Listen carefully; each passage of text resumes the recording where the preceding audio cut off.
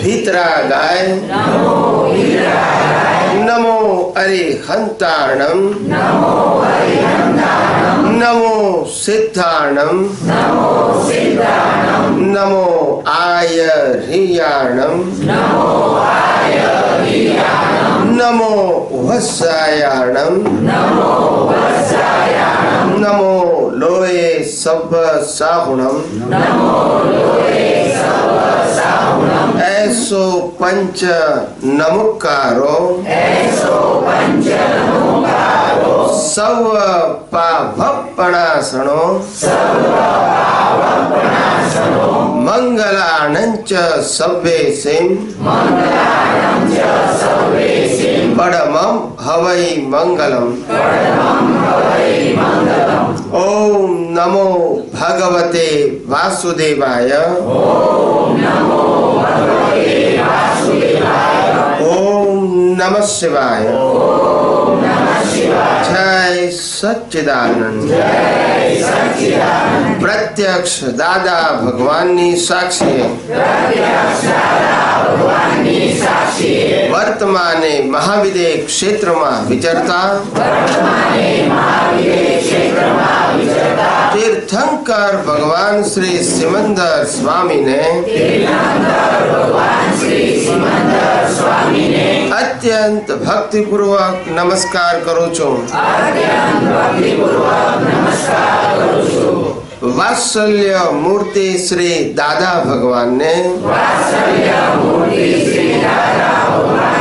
अत्यंत भक्तिपूर्वक नमस्कार करू छूं। 33 कोटि देवी देवताओं ने अत्यंत भक्तिपूर्वक नमस्कार करू छूं। वितराग शासन देव देवियों ने अत्यंत भक्तिपूर्वक नमस्कार करू छूं। निष्पक्षपाती शासन देव देवियों ने अत्यंत भक्तिपूर्वक नमस्कार करू छूं। आ क्षेत्रना रक्षक देवी देवताओं ने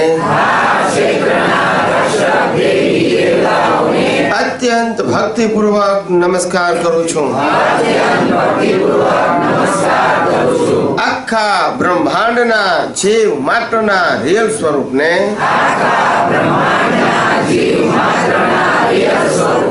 अत्यंत भक्तिपूर्वक नमस्कार करू छूं। जगत भरना संत पुरुषोनु योग बळ जगत भरना सत्पुरुषोनु योग बळ अने प्रगट ज्ञानी पुरुष दादा भगवाननु योग बळ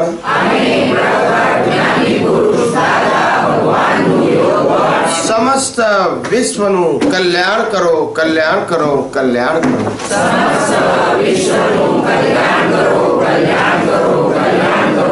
अने कल्याण करवानु निमित्त बनवानी हम सौ महात्माओं ने परम शक्ति आपो शक्ति आपो शक्ति आपो जगतना सर्व जीवो सुख अने शांति ने पामो। जगतना सर्व जीवो समाधान ने पामो। जगतना सर्व जीवो मोक्ष ने पामो। जगत कल्याण हो जगत कल्याण हो जगत कल्याण हो। निज स्वभाव से सद्गुरु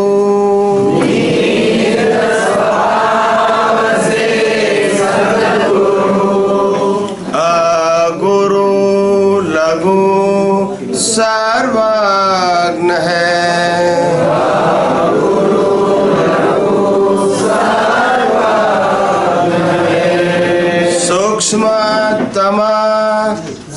सिद्ध परम गुरु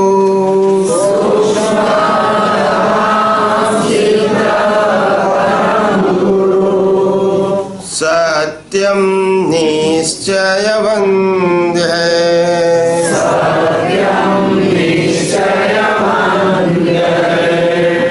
तैत्रिश कोटि दैवगण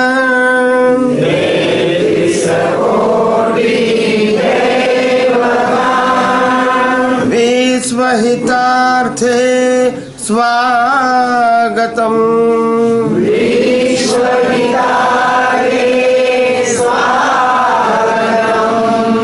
जग कल्याणक यज्ञ में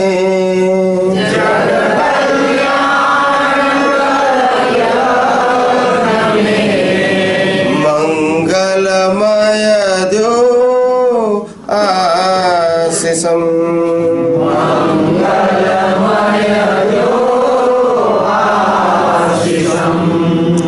सिद्ध स्वरूपी मूर्त मोक्ष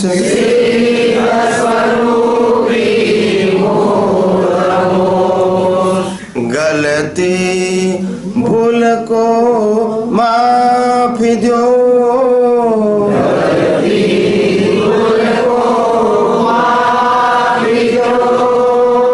व्यवहारे सद्बुद्धि हो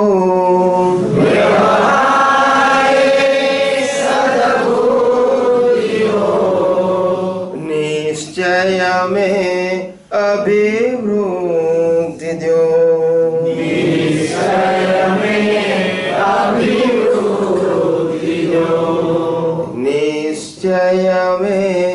अभिवृद्धि दो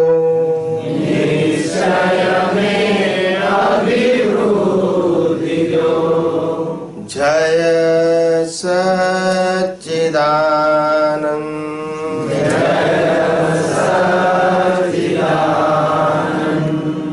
जय सच्चिदानंद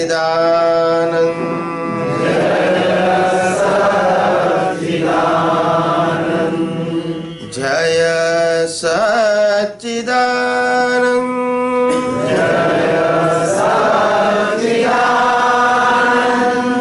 जय सच्चिदानंद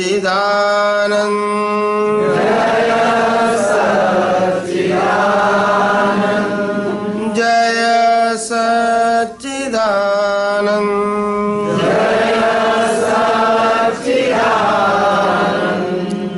जय सच्चिदानंद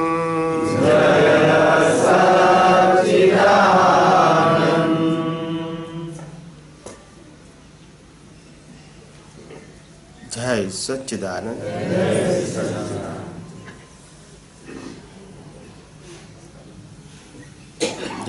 व्यवहार ज्ञान એટલે કે મન વચન કાયાથી જીવાતું જ્ઞાન અને નિશ્ચય જ્ઞાન એટલે દ્રષ્ટિનું જ્ઞાન. શું કીધું? વ્યવહાર જ્ઞાન એટલે મન વચન કાયાથી જીવાતું જ્ઞાન. કેવી રીતે જીવવું મનથી વાણીથી કાયાથી એનું જ્ઞાન અને બીજું નિશ્ચયનું જ્ઞાન કે જે દ્રષ્ટિનું જ્ઞાન છે. આ બે જ્ઞાનની અંદર વ્યવહાર જગતમાં વ્યવહાર જ્ઞાનની અગત્યતા છે, ઇમ્પોર્ટન્સ. આંતરિક જીવનમાં દ્રષ્ટિના જ્ઞાનની ઇમ્પોર્ટન્સ છે. દ્રષ્ટિનું જ્ઞાન એ મારું ઇન્ડિવિડ્યુઅલ છે. કેવું છે? એને બીજા કોઈ સાથે લેવા દેવા નથી. સમજાય છે? મહાવીર વિતરાગરે તો એમને લેવા દેવા છે, બીજા સાથે નથી.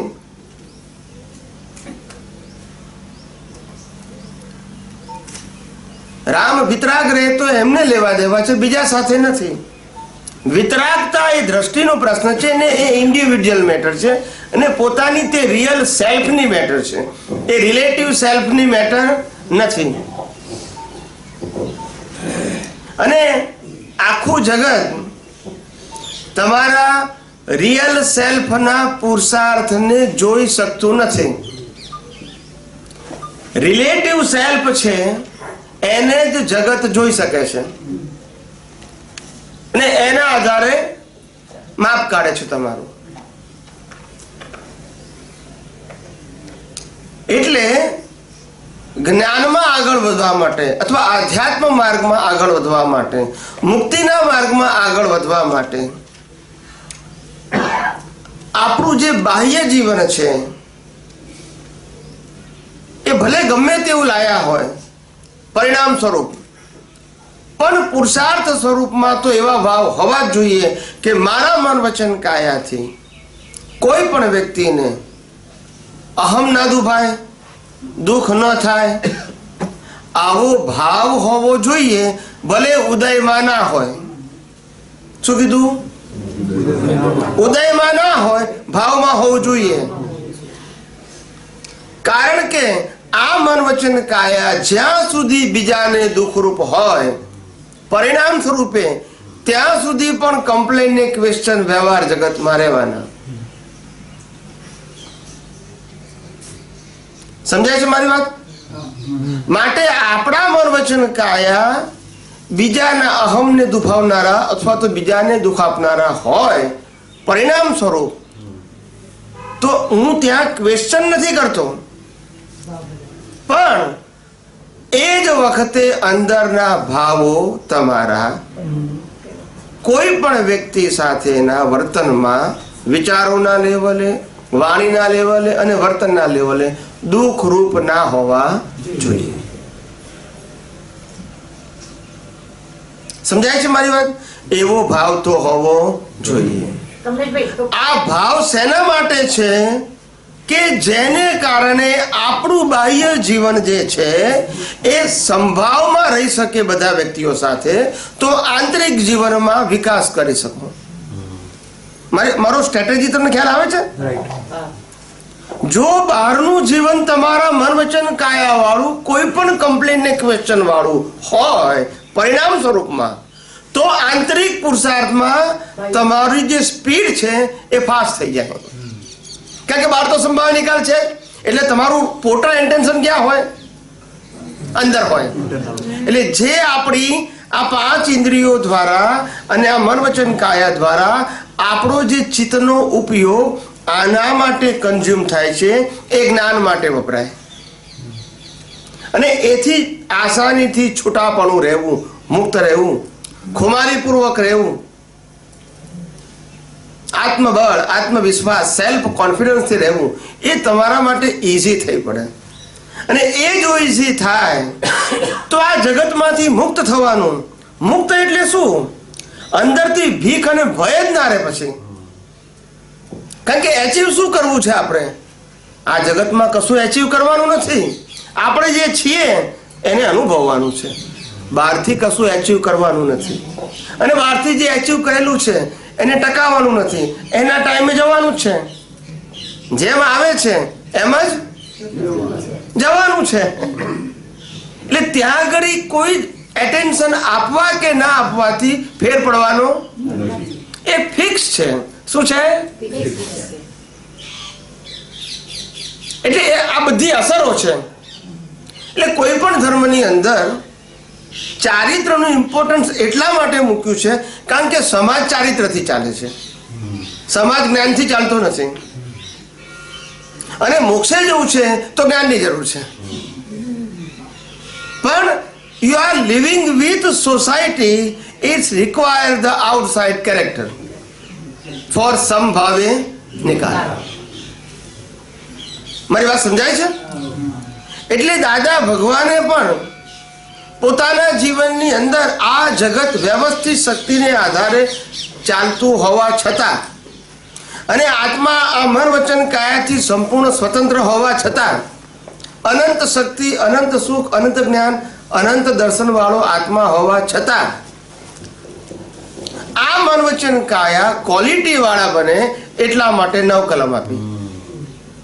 અને પાછું કીધું કે આ રોજ વાંચવાની ચીજ ન હોય, ઉપયોગપૂર્વક, not only to speak it, it is not a mechanical process. You have to put your effort with your intention. તમારા ભાવ સાથે નો તમારો પ્રયોગ હોવો જોઈએ, not mechanical. કેમ કે આપણી પાસે છે નહીં. એટલે કેરેક્ટરની ઇમ્પોર્ટન્ટ માટે નથી કરવાનું, પણ બહારનું કેરેક્ટર કોઈને દુઃખરૂપ ના હોય, કોઈને અહમ દુભાતો ના હોય, તો આપણે આંતરિક પ્રગતિ આસાનીથી થઈ શકે. એટલે પેલો ગોલ તો આપણો એ જ છે. મારી વાત સમજાય છે? એટલે આ ગોલ માટે પણ આ જરૂરી છે કે જે જગતમાં કોઈની કમ્પ્લેન આપણા માટે ના હોય. એટલે સ્પીચ, એક્શન અને થોટ આપણા એવા હોવા જોઈએ કે જેને કારણે બધા જ વ્યક્તિઓ સાથે સંભાવ્ય નિકાલ કરવું ઈઝી પડી જાય.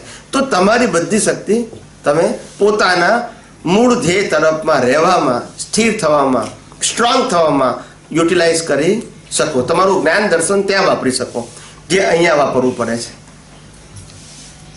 આપણી પાસે અત્યારે એટલી કેપેસિટી નથી કે આપણે યુદ્ધ કરતા હોય તો આત્મામાં રહી શકીએ.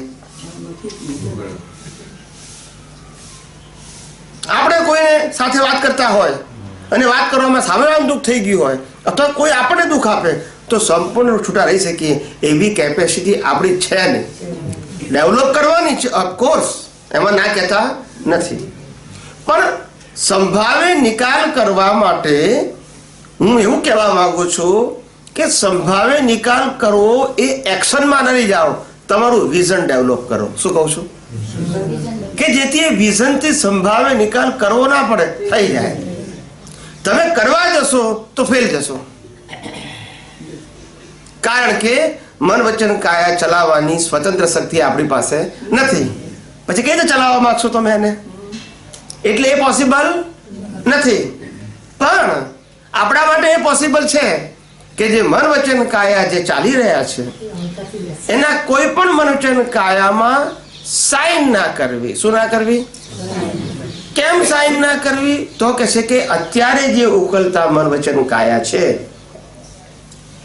એ કયા આશયથી ભરેલા છે એ આપણે સમજી શકીએ.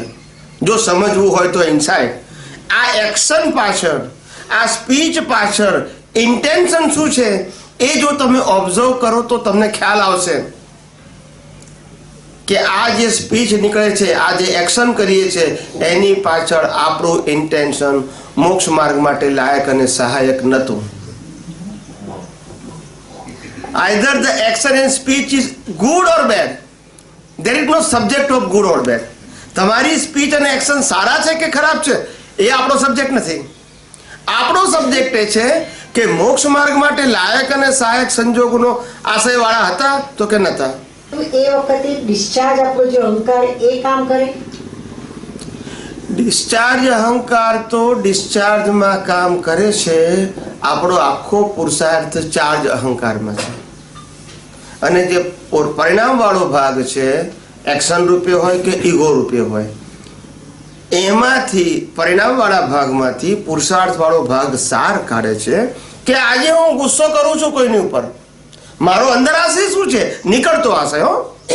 પુરુષાર્થ કરવાનો નીકળતો આશય કે આ ભાઈને હું ગુસ્સે કરું છું કારણ કે એને મારી વસ્તુ લઈ લીધી, એને મારું કયું ના કર્યું, એને મારું નુકસાન આપ્યું. હવે આ જે આશય છે એના આધારે નીકળતી સ્પીચ અને એના આધારે એક્શન, આ આશય એ મોક્ષ માર્ગ માટે લાયક અને સહાયક નથી. હવે આ જે ક્રિયા છે એ ક્રિયામાં આપણે ખાલી ભાવ બદલવાનો છે કે હે ભગવાન, મારી વાણી અને વર્તન આવા ન હોવા ઘટે. Because of it is good or bad, no, પણ એ મોક્ષ માર્ગ માટે લાયક અને સહાયક નથી, માટે ના હોવા જોઈએ. માટે પ્રતિક્રમણના ડિટેલિંગમાં જવાની જરૂર નથી.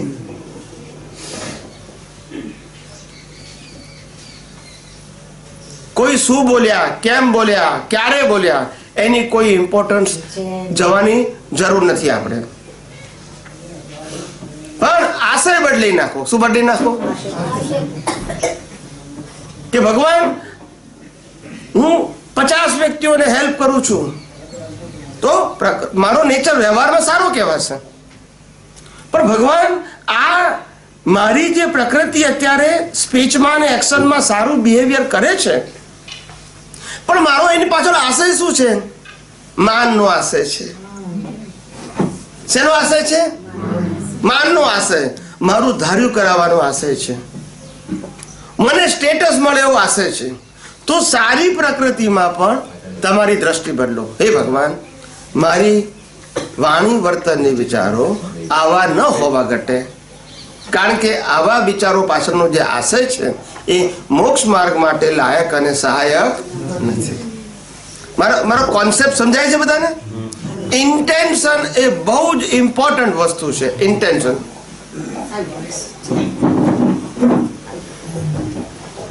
એટલે ગમે તેવા સંજોગો હોય, આશય બદલો. અને કુદરત તમને જે રિઝલ્ટ આપે છે એ ઇન્ટેન્શન ઉપર આપે છે, સ્પીચ કે એક્શન ઉપર આપતું નથી. એટલે જો આપણે ચરણ વિધિ બોલીએ, જો આપણે નમસ્કાર વિધિ બોલીએ, જો આપણે નવ કલમ બોલીએ, પણ જો એ ખાલી મિકેનિકલ બોલતા હોય તો એ આપણો આશય નથી, એનું ફળ કુદરત નહીં આપે. પણ એ બોલવા પાછળ તમારો આશય શું છે, ઇન્ટેન્શન, એવું કુદરત તમને રિઝલ્ટ આપે છે. હિંસા કરનારા માણસને પણ પાપ નથી બંધાતું, કારણ કે આશય નથી. અને હિંસા ન કરનારો માણસને પણ પાપ બંધાય છે, કારણ કે આશય હિંસાનો છે ને, એક્શન નથી. એટલે બહુ જ વિશાળ દ્રષ્ટિથી વાત કરું છું અને બહુ કી પોઈન્ટની વાત કરું છું કે આપણે બધા વિકાસ કરવા ઈચ્છીએ છીએ આધ્યાત્મ માર્ગે, મુક્તિના માર્ગે. અને એ વિકાસ એ મારો વ્યક્તિગત પ્રશ્ન છે. કેવો છે? એ સામૂહિક પ્રશ્ન નથી, પણ મારું જીવન હાલ કનેક્ટેડ વિથ સોસાયટી છે. શું છે? તો મારું જીવન જે રીતે અત્યારે નીકળી રહ્યું છે, એ નીકળતી વખતેનું જીવન જે છે એમાં મને સમભાવ રહેતો નથી. શું કીધું? એનું કારણ એ છે કે મારી જે પ્રકૃતિ છે એ વારંવાર વાણી, વર્તન કે વિચારોમાં અથડામણ લાયેલી છે, પરિણામ સ્વરૂપે લાયેલી છે. એટલે મારી સ્થિરતા રહેતી, એના નિકાલ કરવામાં મારો સમય વપરાઈ જાય છે. સમજાય છે? જેટલી તમારી બાહ્ય પ્રકૃતિ સ્મૂથ હશે એટલો તમારો આંતરિક વિકાસમાં તમને સમય મળશે, તમે એને એટેન્શન આપી શકશો. એટલે એ મહત્વનું નથી કે અત્યારે તમે કેવી પ્રકૃતિ લાયા, પણ એ મહત્વનું છે કે ઉકલતી પ્રકૃતિમાં આજે તમારો આશય શું છે. That is the important thing. જીવનની અંદર આપણે જે પ્રગતિ ઈચ્છીએ છીએ, પ્રગતિ જેવું આ જગતમાં છે જ નહીં. આધ્યાત્મ માર્ગમાં, ભૌતિક માર્ગમાં જ પ્રગતિ હોય, આધ્યાત્મ માર્ગમાં પ્રગતિ નથી. આધ્યાત્મ માર્ગમાં એને પ્રગતિ કહેવાય છે માત્ર રોંગ બિલીફોને ખલાસ કરો, અજ્ઞાનનો નાશ કરો, બસ આ જ પ્રગતિ છે. કારણ કે આખો આ સંસાર જે રાગ દ્વેષ વાળો છે, ક્રોધ માન માયા લોભ વાળો છે, એ આખો રોંગ બિલીફ ઉપર ઉભો છે. શેના ઉપર ઉભો છે? રોંગ બિલીફ પર ઉભો છે. અને રોંગ બિલીફો અજ્ઞાનતાને કારણે છે. એટલે અજ્ઞાન કેટલું નીકળ્યું, રોંગ બિલીફો કેટલી વારી ખલાસ થઈ ગઈ, ડિમોલિશ થઈ ગઈ. એ જ આધ્યાત્મ માર્ગનું ડેવલપમેન્ટ છે. બીજું કોઈ ડેવલપમેન્ટ આધ્યાત્મ માર્ગમાં નથી.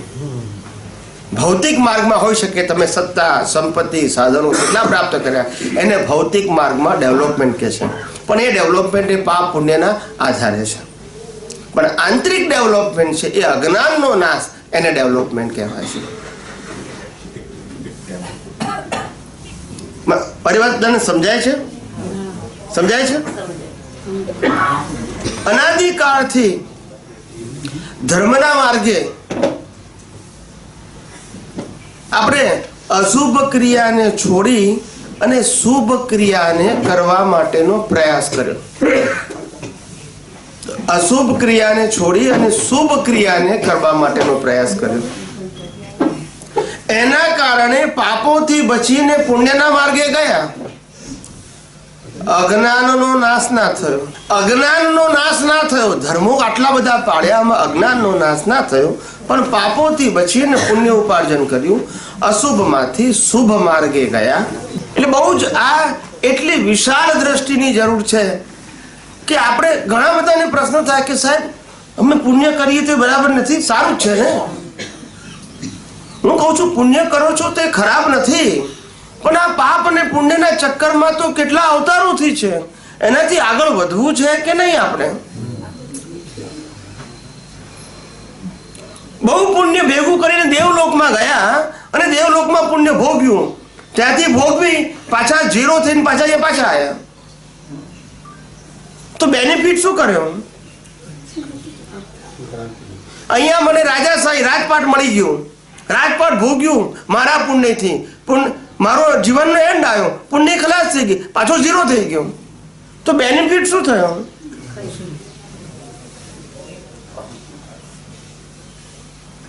એ કન્ઝ્યુમ, પાપ અને પુણ્ય બે કન્ઝ્યુમ થનારી વસ્તુ છે. અને આધ્યાત્મ માર્ગે જવું હોય તો ડેવલપમેન્ટની જરૂર છે કે જે કન્ઝ્યુમ નથી થતું. Birth to birth carry forward થાય છે, અપ ટુ મોક્ષ, અપ ટુ કેવળ જ્ઞાન. એવરી બર્થ કેરી ફોરવર્ડ થાય છે. That is your capital. આ એટલી શાર્પ વસ્તુ છે, તમે બિલકુલ એટેન્શન આપીને સાંભળજો કે આપણે વિકાસ કરવો છે આધ્યાત્મ માર્ગે કે ખાલી આપણે પાપ પુણ્ય ભોગવીને આપણો જીવનનો એન્ડ લાવવો છે? કારણ કે પાપ પુણ્યની ક્રિયા એ કન્ટિન્યુઅસ પ્રોસેસ છે. કેવી છે? એન્ડલેસ પ્રોસેસ છે. અને ડેવલપમેન્ટની પ્રોસેસ એવી છે કે એક દિવસ એનો એન્ડ આવશે, કારણ કે ફૂલ ડેવલપમેન્ટ થઈ જાય એટલે પતી ગયું. અને ડેવલપમેન્ટ હંમેશા કેરી ફોરવર્ડ થાય છે, પાપ પુણ્ય કેરી ફોરવર્ડ થતા નથી, એ કન્ઝ્યુમ થઈ જાય છે. આ અવતારનું પુણ્ય નેક્સ્ટ બર્થમાં કન્ઝ્યુમ થઈ ગયું, આ અવતારનું બાંધેલું પાપ નેક્સ્ટ બર્થમાં કન્ઝ્યુમ થઈ ગયું, એટલે તમે ખાલી થઈ ગયા. Swami ji, what is the proof कि डेवलपमेंट कैरी फॉरवर्ड होता है? डेवलपमेंट कैरी फॉरवर्ड होता है, उनका प्रूफ क्या है?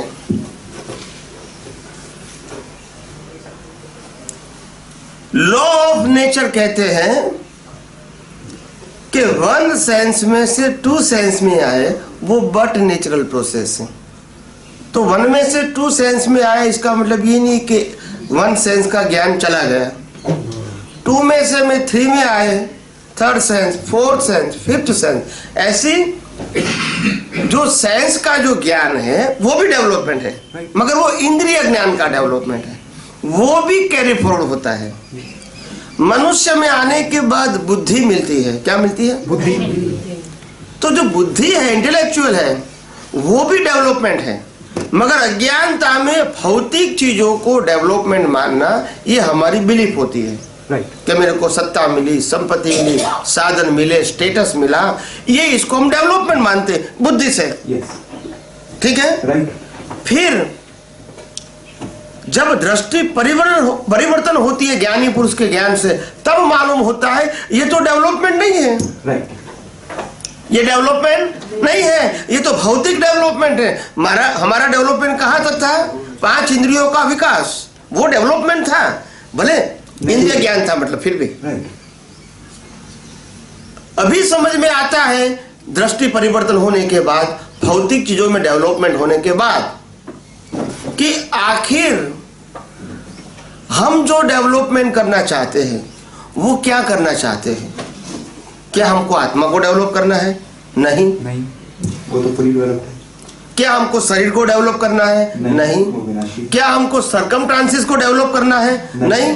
तो क्या करना है डेवलपमेंट? डेवलपमेंट का मतलब है इंद्रिय ज्ञान से लेके बौद्धिक ज्ञान की जो हमारी विकास की जो परंपरा थी, यस, वो विकास की परंपरा रिलेटिव सत्य या रॉन्ग बिलीफ के ऊपर डिपेंड थी. राइट. Wrong belief. वो रॉन्ग बिलीफ को खत्म करना, ये हमारा डेवलपमेंट है. Right. That is the capacity of my vision. तो पहले क्या होता था, जैसे मेरे पास 1 kg गोल्ड है, मैंने या तो बाय किया है या तो जनरेशन में मिला है मेरे को, तो मैं अज्ञानता के वश क्योंकि मैंने खरीदा है, क्योंकि मेरे को मिला है, इसलिए मैं उसका मालिक था, ऐसा मैं सोच रहा था, मैं मालिक हूं। बाद में जब मेरे को डेवलपमेंट हुआ तो मालिक मालूम हुआ कि आखिर मैं गोल्ड का मालिक कैसे बन सकता हूं। गोल्ड तो गोल्ड माइंड में से निकला, हजारों हाथों में घूम कर मेरे पास आया, और मेरे जाने के बाद भी हजारों हाथों में घूमने वाला है, तो फिर मैं उसका मालिक कैसे हो सकता हूं? नहीं हो सकता। तो ये डेवलपमेंट से मालूम होता है कि मेरे पास ये चीज है तो भुगतान के लिए है, ओनरशिप के लिए नहीं है। तो ये बिलीफ चेंज हुई, उसका नाम अज्ञानता का नाश हुआ। डेवलपमेंट का मतलब होता है सनातन सत्य को एज इट इज जानो, ये पता है, पर सनातन सत्य को, यूनिवर्सल लॉज को जानना डेवलपमेंट है। जी। पर स्वामी जी, ये प्रूफ क्या है कि ये कैरी फॉरवर्ड होती है एक लाइफ टाइम, उसका तो बताओ। મારો પ્રશ્ન પણ એ હતો, પહેલા જવાબ ના આપ્યો, ફૂલ્લી ડેવલપ વાળો માણસ કેવો હોવો જોઈએ, કે દ્રષ્ટિથી આપણે કેવી રીતે ઓળખાણ પડે કે ફૂલ્લી ડેવલપ વાળો માણસ છે? કહો ડેવલપમેન્ટ કેવી રીતે ખબર પડે, અથવા ડેવલપમેન્ટ કેરી ફોરવર્ડ થાય છે કેવી રીતે ખબર પડે, અને ફૂલ્લી ડેવલપમેન્ટ માણસ કેવો હોય? ડેવલપમેન્ટ કેરી ફોરવર્ડ થવું એટલે કે જે આ અવતારમાં જે એग्जामમાં આપણે પાસ થઈ ગયા છે with our vision, with our ज्ञान दर्शन, विजन का मतलब होता है ज्ञान दर्शन का टोटल। આપણા વિઝન થી આપણું જ્ઞાન દર્શન જે હાઈ લેવલનું થયું છે, નેક્સ્ટ બર્થમાં વિથ બોર્ન આપણને એટલી વસ્તુઓ ઇઝીલી સમજાઈ જશે, इसीलिए समझने में तकलीफ नहीं होगी। जैसे मैं एग्जाम्पल देता हूँ ताकि आपको मालूम हो गए। मैंने गोल्ड का एग्जाम्पल दिया, मैंने पानी का एग्जाम्पल दिया है, ठीक है। मैंने पति पत्नी का एग्जाम्पल दिया है कि पत्नी माँ बाप के घर में पैदा होकर बड़ी होती है और पति माँ बाप के घर में पैदा होकर बड़ा होता है, दोनों की शादी होती है। जब पैदा होते हैं तब माँ बाप कहते हैं मेरी लड़की है, जब लड़का पैदा होता है माँ बाप कहता है मेरा लड़का है, जब शादी करते हैं तो हस्बैंड वाले कहते हैं मेरे हस्बैंड है, ये मेरे वाइफ है। तो कहने का मतलब ये मालिकीपन है, क्योंकि ये व्यवहार सत्य को हम सनातन सत्य मानते हैं। तो ये जब हमारा विजन बड़ा हो जाता है तो ये सब कुछ दिख जाता है। ये आंखों का प्रश्न नहीं है, ये दृष्टि का प्रश्न है। दुनिया के कोई भी किताबों के अंदर ये गोल्ड का एग्जाम्पल है नहीं है, तो कोई नई बात नहीं है, बात तो वही है। प्रेजेंट और प्रेजेंटेशन करने के लिए जो विजन चाहिए वो विजन खुला, एग्जाम्पल अपने आप निकल जाते हैं। वो ढूंढ के पढ़ के मालूम बट नेचर हो जाता है। क्या हो जाता है? But nature. Why it is, अभी जो मैं बोल रहा हूँ वो तो रिजल्ट है। क्या है? पास्ट डेवलपमेंट है, पास्ट डेवलपमेंट है। तो हमें दिखता है, पर प्रूफ मांगने में बहुत मजा आता है आपसे। नहीं, प्रूफ का मतलब होता है, इसीलिए तो समझ में आता है ना। Yes, I can see. अभी आपको मैं जो स्पीच बोल रहा हूँ, Yes. ये मेरा दर्शन है। Yes. उसको स्पीच से मैं प्रेजेंट करता हूँ। Right. अभी आपके लिए जो आप स्पीच सुन रहे हो वो आपके लिए श्रुत ज्ञान है। क्या है? हम श्रुत ज्ञान को मति ज्ञान में ट्रांसफर करके अनुभव में गए पिछले बर्थ में। Yes. अभी ये बर्थ में अनुभव अपने आप निकल रहा है। Yes. दृष्टि में अनुभव है और स्पीच में वो अनुभव निकल रहा है। तो दृष्टि है वो भी लेके आए और स्पीच भी लेके आए, एक्शन भी लेके आए। तो ये प्रूव है Yes. कि कैरी फॉरवर्ड है। ज्ञानी को देख के पता लगता है कि प्रूफ है। नहीं तो कैसे निकलेगा? बरोबर। मैंने अगर कोई चीज मैंने पढ़ के बताई है तो भी आप कहोगे कि नहीं भी आपने एक किताबों में से बताया, ऐसा तो कोई बात नहीं है। Right. ये ना हर व्यक्ति की बात करें। जैसे कृष्ण भगवान ने भी अर्जुन को कहा वो नई बात थी, Right. राम ने भी जो कहा नई बात थी, Yes. पर वो पास्ट लाइफ का डेवलपमेंट था। तो दादा भगवान ने भी कहा वो नई बात थी, मगर क्या वो लेके आए थे डेवलपमेंट।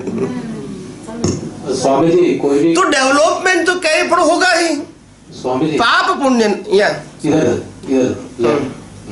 सॉरी कोई भी कॉज है उसकी इफेक्ट आई तो इफेक्ट तो एंड वाली होती है और हम कहते हैं कि डेवलपमेंट कैरी फॉरवर्ड होता है तो उसका एंड होना चाहिए ना, डेवलपमेंट का।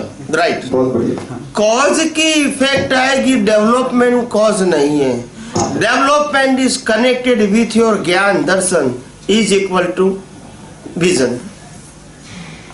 Vision is carry forward and पाप और पुण्य है तो मैं ऐसा भी कह सकता हूँ कि आपका विजन इस में कुदरत ने ऐसा बनाया, मेरा विजन कुदरत ने ऐसा बनाया है, लेकिन ये पीछे से कैरी फॉरवर्ड हुआ, ये मैं कैसे कह सकता हूँ? कुदरत का तो सवाल नहीं है ना, कुदरत कैसे बनाएंगी? नहीं तो आप कैसे कह सकते कुदरत कैसे कहेंगी कि मैं इन व्यक्ति का विजन ऐसे करूं, मैं इन व्यक्ति का विजन ऐसे? How they decided?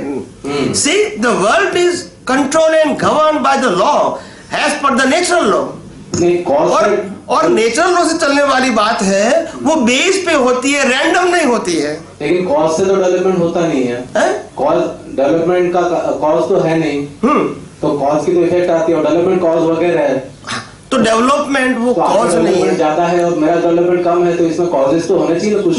बताओ डेवलपमेंट के आधार से कॉज बनते हैं, डेवलपमेंट के आधार से कॉज बनते हैं, मगर एज पर डेवलपमेंट नहीं बनते हैं। डेवलपमेंट का मतलब होता है आपको कर्म करने का minimum top level and bottom level, in between आप कर सकते हो कॉज डेवलपमेंट का यूज करके।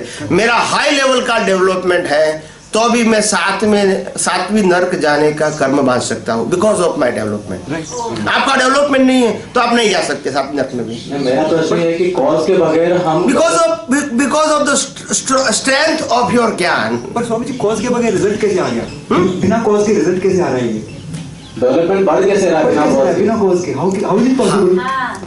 बताओ मैं आपको, बिल्कुल ध्यान से सुनना।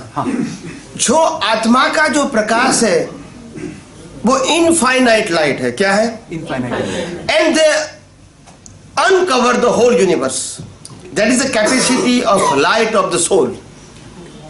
अभी डेवलपमेंट का मतलब होता है हमारा जो आत्मा में जो प्रकाश है वो तो न्यूट्रल है, उसमें जितनी रॉन्ग बिलीफ निकल गई इतना हम डायरेक्ट देख सकते हैं। क्या देख सकता है? That's it. अगर रॉन्ग बिलीफ है तो बिलीफ के माध्यम से देखेंगे तो रिलेटिव सत्य को देखेंगे, और उसी का नाम संसार है। वो तो ठीक है, पर इससे कैसे प्रूव हुआ कि कैरी फॉरवर्ड होता है? इससे ये कैसे प्रूव हुआ कि कैरी फॉरवर्ड होता है? नेक्स्ट बर्थ में अपने आप काम करता है ना। नहीं, वो ऐसे कैरी फॉरवर्ड हुआ कि रॉन्ग बिलीफ कम होती गई तो विजन बढ़ता गया, तो ऑटोमेटिकली पता चला कि वो अपना डेवलपमेंट ऊंचा आ गया। राइट, ये तो इस लाइफ में पता लगा। नेक्स्ट लाइफ में पता चलेगा ना, क्योंकि उसकी रॉन्ग बिलीफ कम होंगी। तो इसका मतलब वो कॉजेज का रिजल्ट आ रहा है तो खत्म हो जाना चाहिए। नहीं, कॉजेज का रिजल्ट रॉन्ग बिलीफ को तोड़ने में आ रहा है। एक ओके, देखो डेवलपमेंट का मतलब होता है, मैंने पहले भी डेफिनेशन दे दिया कि wrong belief is equal to अज्ञानता। इसको हम कितना खत्म कर सकते हैं, ये हमारा डेवलपमेंट है। मैंने कोई अचीवमेंट नहीं बताया। अज्ञानता खत्म करने का नाम डेवलपमेंट है। ठीक है, मैंने डेफिनेशन दे दिया। अभी आत्मा के अंदर अनंत ज्ञान है, अनंत दर्शन है, वो तो हम बोलते हैं और मानते भी है। यस। तो आत्मा को ज्ञान दर्शन की आवश्यकता नहीं है। It is true. यस, है मगर कवर्ड है। क्या है? कवर्ड। तो मैं क्या कहता हूं, जितना डेवलपमेंट होगा वो अनकवर होगा। राइट। तो जो स्वाभाविक ज्ञान है वो खुला हो जाएगा। इसीलिए मैंने कहा आध्यात्म मार्ग में डेवलपमेंट वो अचीवमेंट नहीं है। राइट, मैंने पहले बताया कि आध्यात्म मार्ग में डेवलपमेंट वो अचीवमेंट नहीं है, अज्ञानता और रॉन्ग बिलीफ को फ्रैक्चर करना। यानी सीधा इसका निष्कर्ष ये निकाल सकते हैं, जिसका जितना डेवलपमेंट है उसके पास उतनी कम रॉन्ग बिलीफ है। राइट, हाँ, सिंपल बात है ना। उसका मतलब ये नहीं है कि वो लो कैटेगरी के कर्म का बंद नहीं कर सकते। कर सकते हैं, दे आर कैपेबल। आप समझे ना? डेवलपमेंट का मतलब होता है रेंज। रेंज बोलते हैं, range. High and low level के कर्म आप चार्ज कर सकते हैं और कर्म चार्ज करने से मुक्त भी रह सकते, दोनों एंगल है। आप समझे ना? अगर मेरा 1-2 बर्थ में मोक्ष होने वाला है, लास्ट बर्थ है, और अभी 2-3 बर्थ के पहले मैं नर्क गति जैसे कर्म भी चार्ज कर सकता हूं, right, because of my strength. उसका मतलब ये नहीं कि डेवलपमेंट नहीं है। राइट, डेवलपमेंट का यूज मैंने गलत तरीके से किया तो उसका रिजल्ट ये मिला। अगर नेक्स्ट बर्थ में भुगतान नरक गति के जाने के बाद फिर मनुष्य में आया और वही डेवलपमेंट का उपयोग में राइट ट्रैक पे करूंगा तो नेक्स्ट बर्थ में मोक्ष में जाऊंगा, क्योंकि डेवलपमेंट तो है। ये लॉ ऑफ नेचर को तो मैं समझ में आ गया है, यस मैंने यूज गलत तरीके से किया। स्वामी जी, अज्ञान को माइनस करने का नाम हम डेवलपमेंट बोल रहे हैं। अज्ञान को माइनस करने का नाम हम डेवलपमेंट बोल रहे हैं, राइट। तो अज्ञान का माइनस कर दिया तो डेवलपमेंट ऊंचा आ गया, तो ऐसे वापिस से अज्ञान सर्कमस्टेंसेस ऐसे आए तो फिर से अज्ञान वापिस भी तो आ सकता है, तो डेवलपमेंट क्या कम हो जाएगा? बराबर है। ये आपने कहा कि अज्ञान फिर भी आएगा तो क्या डेवलपमेंट कम? नहीं। क्यों नहीं कम होगा? क्यों नहीं? बताओ मैं आपको, 1,00,000 बार भी अज्ञान का यूज करोगे तो भी डेवलपमेंट कम नहीं होगा। डेवलपमेंट का मतलब होता है आपको सर्कमस्टांसेस समझने की क्षमता, इसका उपयोग वो इंडिविजुअल मैटर है जो मैंने पहले बताया। बिल्कुल ठीक। तो अज्ञान जैसे एग्जांपल दे दो आपको कि दादा भगवान ने हम सबको बताया कि अवस्था मात्र कुदरती रचना છે, જેનો કોઈ બાપોએ રચના નથી અને તે વ્યવસ્થિત છે, બરાબર છે। દાદા ભગવાને આપણને સમજાવી દીધું, આપણે બૌદ્ધિક રીતે એને એક્સેપ્ટ પણ કરી લીધું વિધાઉટ ક્વેરી એન્ડ ક્વેશ્ચન। હવે આ જે જ્ઞાન જે છે વ્યવસ્થિત શક્તિનું જ્ઞાન, આનો સાર વ્યવસ્થિત શક્તિ, અવસ્થા માત્ર કુદરતી રચના એટલે વ્યવસ્થિત શક્તિ। હવે આનો જ્ઞાનનો ઉપયોગ મારે જ્યારે ઉદય કર્મમાં લોસ આવે કે નેગેટિવ સંજોગ આવે તે વખતે મારે દ્રષ્ટિથી આનો ઉપયોગ કરવાનો છે કે જેના કારણે હું બીજા કોઈ ઉપર બ્લેમ અને ક્લેમ ના કરું, પણ હું કોઈને નુકસાન પહોંચાડી અને આ જ્ઞાનનો ઉપયોગ કરું તો डेवलपमेंट कम हुआ माना जाए? नहीं। Application is wrong, development is not wrong. तो स्वामी जी वो आवरण फिर से आ जाना चाहिए ना, रॉन्ग नहीं। तो राइट यूज से आवरण हटता है पर रॉन्ग यूज से वापस नहीं आता, ऐसे कैसे? वही बताता हूँ मैं आपको, वही बताता हूँ। ये तो साइंस की ये ब्यूटी है ना कि डेवलपमेंट आने के बाद डेवलपमेंट कम नहीं होता है, मगर आप डेवलपमेंट का गलत यूज करके कर्म चार्ट करके कर्म की भुगतान कर सकते हो। क्या बताया? कर्म की भुगतान कर सकते हो, रॉन्ग रॉन्ग। हाँ, मगर डेवलपमेंट तो वही रहेगा। सवाल ये है कि वो कम क्यों नहीं हुआ? जब हमने राइट यूज किया था तो हट गया था आवरण और डेवलपमेंट बढ़ गया था, अब हमने रॉन्ग यूज किया तो आप ये कह रहे हो कि वो डेवलपमेंट वापस नहीं आएगा, आवरण वापस नहीं आएगा, तो ये वन वे हो गया। तो देखो,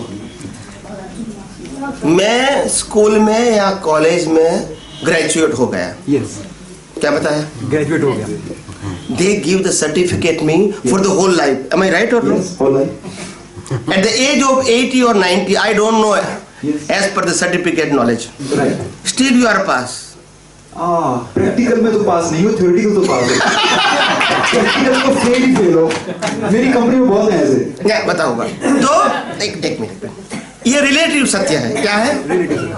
ये रिलेटिव सत्य है। नहीं, आपने इतना एक्सेप्ट किया है ना, तो रिलेटिव सत्य के ऊपर मैं सनातन सत्य बता रहा हूँ। रिलेटिव सत्य का मतलब होता है यहाँ स्कूल कॉलेज वाले जो डिग्री देते हैं वो Yes. पर लाइफ टाइम के लिए देते हैं, Yes. लाइफ टाइम के लिए। आपने एक बार एग्जाम दे दिया, पास हो गया, तो you are pass for the whole life, not for this birth only. Right. And the society they accept it Yes. कि you are graduate means graduate. Yes. अभी आपको खाना क्या याद नहीं है तो भी ग्रेजुएट तो हो आप। Yes.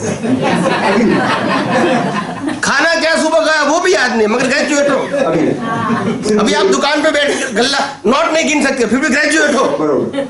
यानी वंस दे डिसाइडेड सोसाइटी आपको हेल्प करेगी कि भाई आप ग्रेजुएट है। तो कुदरत किस तरह बिहेव करती है? तो यहाँ डिग्री चलती है और आध्यात्म मार्ग में या तो लॉ ऑफ नेचर में डेवलपमेंट चलता है, प्रैक्टिकल चलता है। Development. डेवलपमेंट मींस वो डिग्री चलती है सिर्फ, आप सेम बात वो डेवलपमेंट वो डिग्री है ना। डेवलपमेंट का मतलब होता है, डिग्री का मतलब होता है लेवल। जैसे कहते हैं 360 डिग्री, तो ये डेवलपमेंट वो डिग्री है मगर डिग्री मतलब ये सर्टिफाइड डिग्री नहीं, हाँ, ये नेचुरल डिग्री है। पर वो इरिवोकेबल है, आप ये कह रहे हो इरिवोकेबल है। हाँ, रिटर्न नहीं आती है। नहीं, इरिवोकेबल उसको काटा नहीं जा सकता, उसको नहीं नहीं कर सकते उसको। नहीं, इसको रिड्यूस नहीं कर सकते। कमाल हो। स्टेबल होती है या अप होती है, डाउन नहीं होगी कभी। इसीलिए कहा ना कर्म आप अप्स एंड डाउन बना सकते हैं। देखो, आप स्थूल भाषा में एग्जांपल देता हूँ। देखो, आप एक बार बिजनेस करते हैं और बिजनेस में मास्टरी हो गई आपकी, यानी हर प्रकार का जो ज्ञान है इस बिजनेस का वो आपके पास आ गया और पैसा भी कमाया और कमा रहे हो, संजोग ऐसा आया कि वही बिजनेस में आप फेल हो गए, लॉस आया बड़ा, तो ज्ञान तो है, क्यों लॉस आया?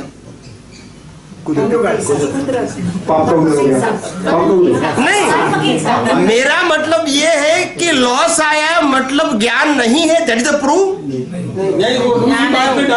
That's it, it's a proof that कि डेवलपमेंट है फिर भी गलत काम।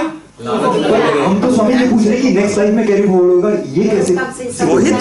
वही तो मैं कहता हूँ कि डेवलपमेंट भी नेक्स्ट बर्थ में कैरी फॉरवर्ड होगा, क्योंकि वही डेवलपमेंट के आधार से आप उसी संजोगों का निकाल होंगे, तब आपका डेवलपमेंट वही रहेगा जो आपकी सोच है। वो यहाँ कर्म बंध के समय जो डेवलपमेंट है वही निकालते समय रहेगा, उसके बाद आप इसको इम्प्रूव कर सकते हैं या तो स्टेबल रख सकते हैं, डाउन नहीं होता है। ठीक है, मतलब कहने का मतलब क्या है कि डेवलपमेंट का मतलब होता है अपने ज्ञान को उपयोग करने की क्षमता, आइदर गुड वे और बैड वे।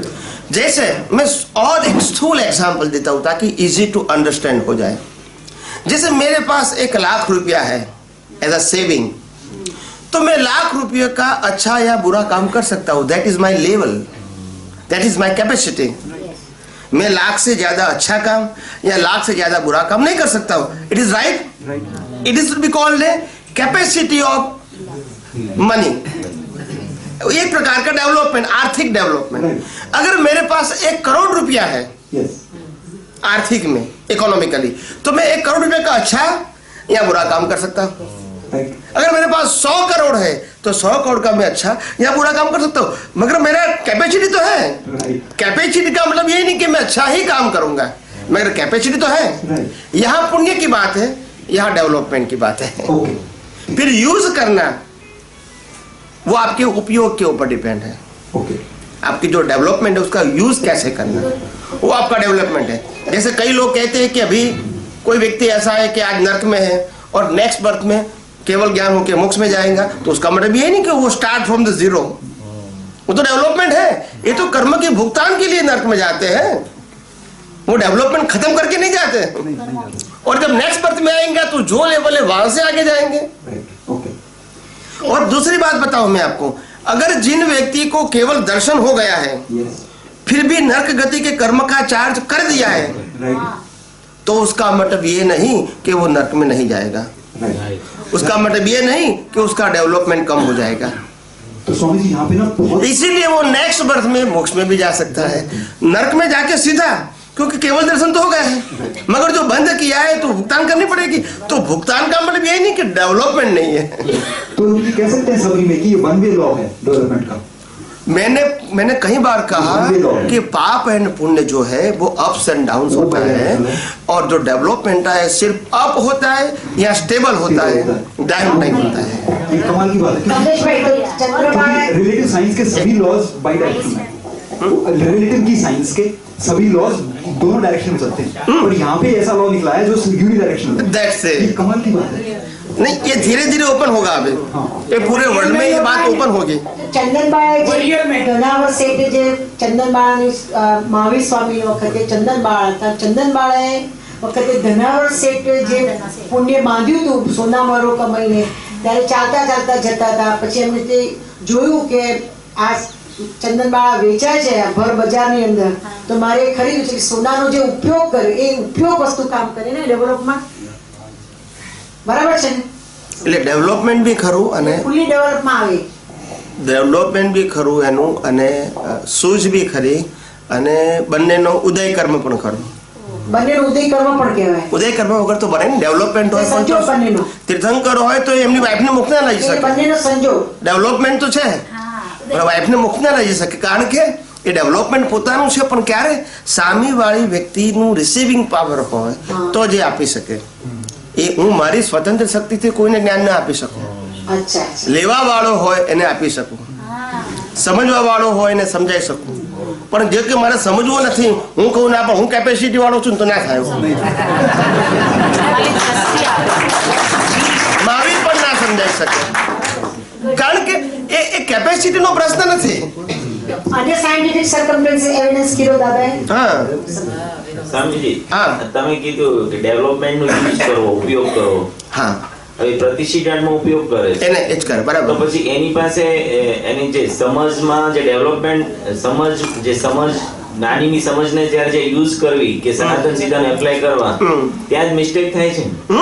તો ત્યાંનું તો આપણે આમાં મિસ્ટેક શું થઈ ગઈ આપણા બધાની કે જ્ઞાની પુરુષના વિજ્ઞાનને વિજ્ઞાન તરીકે સમજ્યા જ નહીં આપણે. This is the basic fundamental mistake. આપણે જ્ઞાની પુરુષના વિજ્ઞાનને પણ થિયરીમાં જ લઈ ગયા, એક્શનમાં જ લઈ ગયા, સ્પીચમાં જ લઈ ગયા. સ્પીચ એટલે અમુક પ્રકારની વાતો બોલવી, એક્શન એટલે અમુક પ્રકારની ક્રિયાઓ કરવી, એમાં આખું વિજ્ઞાન લઈ ગયા. હવે વિજ્ઞાનને આ મન વચન કાયની ક્રિયા સાથે કોઈ લેવા દેવા નથી. પણ because of our under development આ વિજ્ઞાન આપણે વ્યવહારથી સમજ્યા. આપણે શરૂઆતમાં વાત થઈ ને કે બહારના ચરિત્રમાં પણ આ તો હોવું જ જોઈએ છે કે આપણે બધું ફાઇલો નિકાલો પણ કરવાના છે એટલે બહારના ડેવલપમેન્ટ માટે જરૂરી પણ હતું જ ને બધું તો. ના જો સમજાવું ફેરથી વન્સ અગેન આપણે અત્યારે જે વાણી વર્તન ને વિચારો જે નીકળી રહ્યા છે એની પાછળ જે આશય છે એ આશય અજ્ઞાન આશય છે. કયો આશય છે? અજ્ઞાન એટલે રિલેટિવ સત્ય. એટલે પહેલો આશય સાથે એક્શન બદલાય તો કામનું છે. મારું મન વચન કાયનું ચારિત્ર ગ્રેટ બને મોક્ષ માટે, સમજાય છે? પુણ્ય માટે નહીં, લોકો પ્રશંસા કરે એના માટે નહીં, નામના કીર્તિ પ્રતિષ્ઠા માટે નહીં, મોક્ષ માટે. મારો એંગલ શું છે કે મારું ચારિત્ર મારા મન વચન કાય એટલા શ્રેષ્ઠ હોય કે મારે સંભાવી નિકાલ કરવો ના આપણે થઈ જાય અને મારું બધું જ જે ઉપયોગ છે, જાગૃતિ છે, એ બધું ક્યાં વપરાય? મારું આંતરિક ચારિત્ર ખુલ્લું કરવા માટે, બાહ્ય નહીં. ધેટ ઇઝ ધ એટલે ઇન્ટેન્શન. હું આજે ઉપવાસ કરું છું, ઉપવાસ ખોટો નથી. હું આજે માળા ગણું છું, ખોટું નથી. હું પૂજા કરું છું, ખોટું નથી. હું આરતી કરું છું, ખોટું નથી. બધું જ કરું છું. આશય શું છે? મને સારો સંસાર મળે. બસ ત્યાં ભૂલ છે આપણી, મોક્ષાર્થી માટે. એટલે અંદરનો આશય એ પ્રમાણે મોક્ષ માટેનો. હવે આ બધી ક્રિયાઓ કરતો નથી પણ મને એમ થયું કે ભાઈ મોક્ષ માર્ગ માટે લાયક અને સહાયક સંજોગો પ્રાપ્ત થાવ મને. એ સંજોગો પ્રાપ્ત કરવામાં માળા ગણવાનું આવે, પૂજા કરવાનું આવે, આરતી કરવાનું આવે તો એ કરે જ છે કારણ કે મારો આશય શું છે? એટલે એક્શન કરતા ઇમ્પોર્ટન્ટ ઇન્ટેન્શન છે. અમારે ફોરેનની અંદર એક અમેરિકામાં એક જણે પ્રશ્ન પૂછેલો યોગાસન ઉપર વાત નીકળી હતી. તો એમને કીધું કે અમે યોગાસન કરીએ છીએ, કેટલાક કે અમે મેડિટેશન કરીએ છીએ. મેં કહ્યું ગુડ. તો મને કે અમે આ યોગાસન ને મેડિટેશન કરીએ છીએ તો એ અમારા માટે સારું છે ને, અમારું સ્વાસ્થ્ય સારું રહે, મન શાંત રહે. મેં કહું સારું છે, એમાં હું ખોટું નથી કહેતો, પણ આ શરીરને સ્વસ્થ બનાવવું, મનને શાંત બનાવવું એની પાછળ આશય શું છે? What you want? તમારે સંસાર ભોગવવો છે, 5 ઇન્દ્રિયોના સુખ ભોગવવા છે તો યુ આર રોંગ ફોર મોક્ષ. એટલે અંદરનું વિઝન એ પ્રમાણે સેટ કરવાનું એમ. મોક્ષ માટે તમે આવો આશય હોય તમે ખોટા છો. એટલે એક્શનની સાથે ઇન્ટેન્શન બહુ ઇમ્પોર્ટન્ટ છે. એટલે પણ ચારિત્રમાં બી તો થોડુંક તો શુદ્ધિકરણ તો ન આવે પૂરેપૂરું તો શુભાશુભ માર્ગ કઈ ખોટો કહેવાય એમ ના. એટલે ચારિત્રમાં હું શું કહું છું, ચારિત્રમાં ના આવે એવું નથી કહેવા માંગતો. ચારિત્રની પાછળ આશય ક્લિયર હોવો જોઈએ. શું કહું છું? આશય ક્લિયર હોવો જોઈએ. આ જમાનામાં હું સાધુ તરીકે જન્મ થયો મારો. શું થયો? સાધુ તરીકે. અને બહુ તપ કર્યું, ખુલ્લા પગે ચાલ્યો, પ્રવચનો કર્યા, ઉપદેશ આપ્યા અને એકદમ સંયમિત જીવન જીવ્યું. લોકો પણ મારા સંયમની પ્રશંસા કરવા લાગ્યા એક સાધુ તરીકે. પણ મારો આશય શું હતો કે આ અવતારમાં તો મને સંજોગો મળ્યા નથી જે મારે ઈચ્છું છું, પણ મારો સંજોગ મારે એવા આશય છે કે આટલું હું તપ કરું છું, જપ કરું છું, ત્યાગ કરું છું, એનો એક જ આશય છે કે નેક્સ્ટ બર્થની અંદર હું એવો મોટો આચાર્ય થઉં, એવો મોટો વ્યક્તિ થવું, હજારો શિષ્ય હોય, હજારો ફોલોઅર્સ હોય અને બધા મને વંદન કરતા હોય. તો આ સંસારી વસ્તુ છે. ચારિત્ર તો છે પણ એ ચારિત્ર કન્ઝ્યુમ થઈ જશે. નહીં ને સંસારમાં એટલું ન હોય, પણ આપણે અંદરમાં આપણે ટોટલ સાયન્સ ન થયું હોય ત્યાં સુધી આપણે બહારના શુભાશુભ માર્ગમાં તો પ્રવૃત્ત રહેવું ને. હા ને, એ તો પ્રવૃત્ત રહેવાનું નથી, પ્રવૃત્ત છીએ જ આપણે બધા. એ કમ્પલસરી પાર્ટ છે.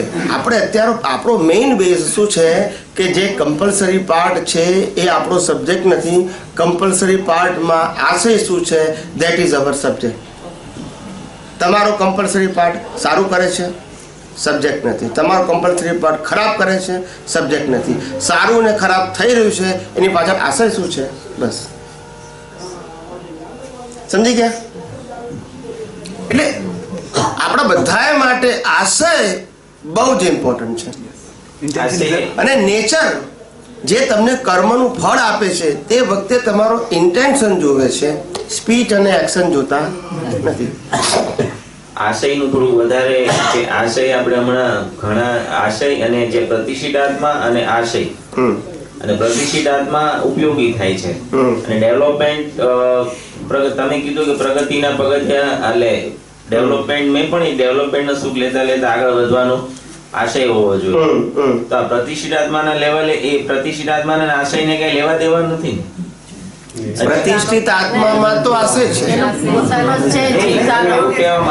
એવું કે આશય છે ને એમાં આશયમાં પ્રતિષ્ઠિત આત્માના ઉપયોગ પછી જે મર્મ સાથેનો અર્થ ઉભો થાય છે એ આશય છે ને. એમાં તમે આપણે પહેલા એવું કે આશયમાં શબ્દ નથી હોતા. હા, આશયમાં ડાયરેક્ટ વર્ડ નથી. આશય એટલે શું કે તમે કોઈ પણ વસ્તુ કરો છો ને પાછો એબ્સ્ટ્રેક્ટ શું છે, what is your actually intention. હું આજે લોકોની સેવા કરતો પણ મારો આશય શું છે, માનનો, પ્રતિષ્ઠાનો, શિષ્ય બનાવવાનો, તો એ મારો આશય રિલેટિવ સત્ય છે, એને મોક્ષ સાથે લેવા દેવા નથી. પછી ભલે મારી સ્પીચ અને એક્શન ગુડ કેમ ના હોય ઇન સોસાયટી, પણ મારો ઇન્ટેન્શન એ સનાતન સત્યને સમજવાનો, અનુભવવાનો નથી. સમજાય છે? એટલે આપણો પ્રશ્ન અત્યારે સારું ખોટું નથી. આપણો પ્રશ્ન અત્યારે વ્યવહાર સત્યથી સનાતન સત્યને સમજવું તે છે. બરાબર છે. વ્યવહાર સત્યમાંથી રિલેટિવ ટ્રુથમાંથી રિયલ ટ્રુથમાં જો, ટેમ્પરરી ટ્રુથમાંથી પરમેનન્ટ ટ્રુથમાં જો. સ્વામીજી, એમ હવે હું સિદ્ધાંતોનો ઉપયોગ કરતો થયો, એમાંથી અનુભવ થયો, એમાંથી પ્રતિષ્ઠિત આત્માનું દર્શન જ વિઝન વાળું થયું, બ્રોડ વિઝન વાળું થયું. આ બધી પ્રોસેસ આ આખી એક પુરુષાર્થની પ્રોસેસ થઈ. એના અર્ક રૂપે આશય ઉભો થઈ જાય છે. આ આખી એક સિદ્ધાંત છે, પ્રિન્સિપલ છે કુદરતના લોનો, એને ઉપયોગમાં મૂકું છું. ઉપયોગમાં મૂક્યા પછી અનુભવ થાય છે. અનુભવથી પ્રતિષ્ઠિત આત્માનું દર્શન વિઝન વાળું થાય છે. ઓકે. અને એનાથી આખી પ્રોસેસ થી આશય ક્લિયર થાય છે કે જોડે જોડે આશય હોવો જ જોઈએ. હોવો જ જોઈએ. આશય તો આપણો પુરુષાર્થ છે. એ આશય હશે તો જ પુરુષાર્થમાં એના આધારે તો રિઝલ્ટ મળશે. ઓકે. એક્શન તો ઓલરેડી રિઝલ્ટ છે.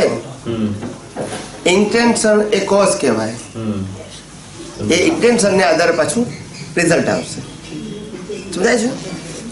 એટલે સમજાશે. એ ટાઈમ જો જાગૃતિનો આશય ના હોય તો પછી એ લેવલનો અજ્ઞાનતામાં જેમ લોકોને બંધાય છે એ ટાઈપનો આશય. એટલે જો જાગૃતિપૂર્વકનો આશય ના હોય કે જે એક્ઝેક્ટ જે પોઈન્ટ છે ત્યાં જો જાગૃતિ ના રહી અને એક મતલબ કોઈ બી એમ કે હું સનાતન સિદ્ધાંતોને ફોલો કરું છું તો જેવી રીતે અજ્ઞાનતામાં જેમ ડેવલપમેન્ટમાં આગળ વધે છે ને જે સાર નીકળીને સારભૂત થઈને આગળ વધે છે એવી રીતે આમાં વધે. પણ મોક્ષ માર્ગ માટે જે આપણે ઈચ્છીએ છીએ કે સનાતન સિદ્ધાંતને પામીએ તો એના માટે જાગૃતિનો 101% એ હોવું જ જોઈએ તો જ થાય. એટલે કહું છું ને કે કોઈ પણ પ્રકારની મનોચન કાયાની પરિણામવાળી ક્રિયામાં આપણી અંદર રહેલો જે ઇન્ટેન્શન છે કે જે ઇન્ટેન્શન અવેરનેસને આધારે છે એ બહુ જ ઇમ્પોર્ટન્ટ છે.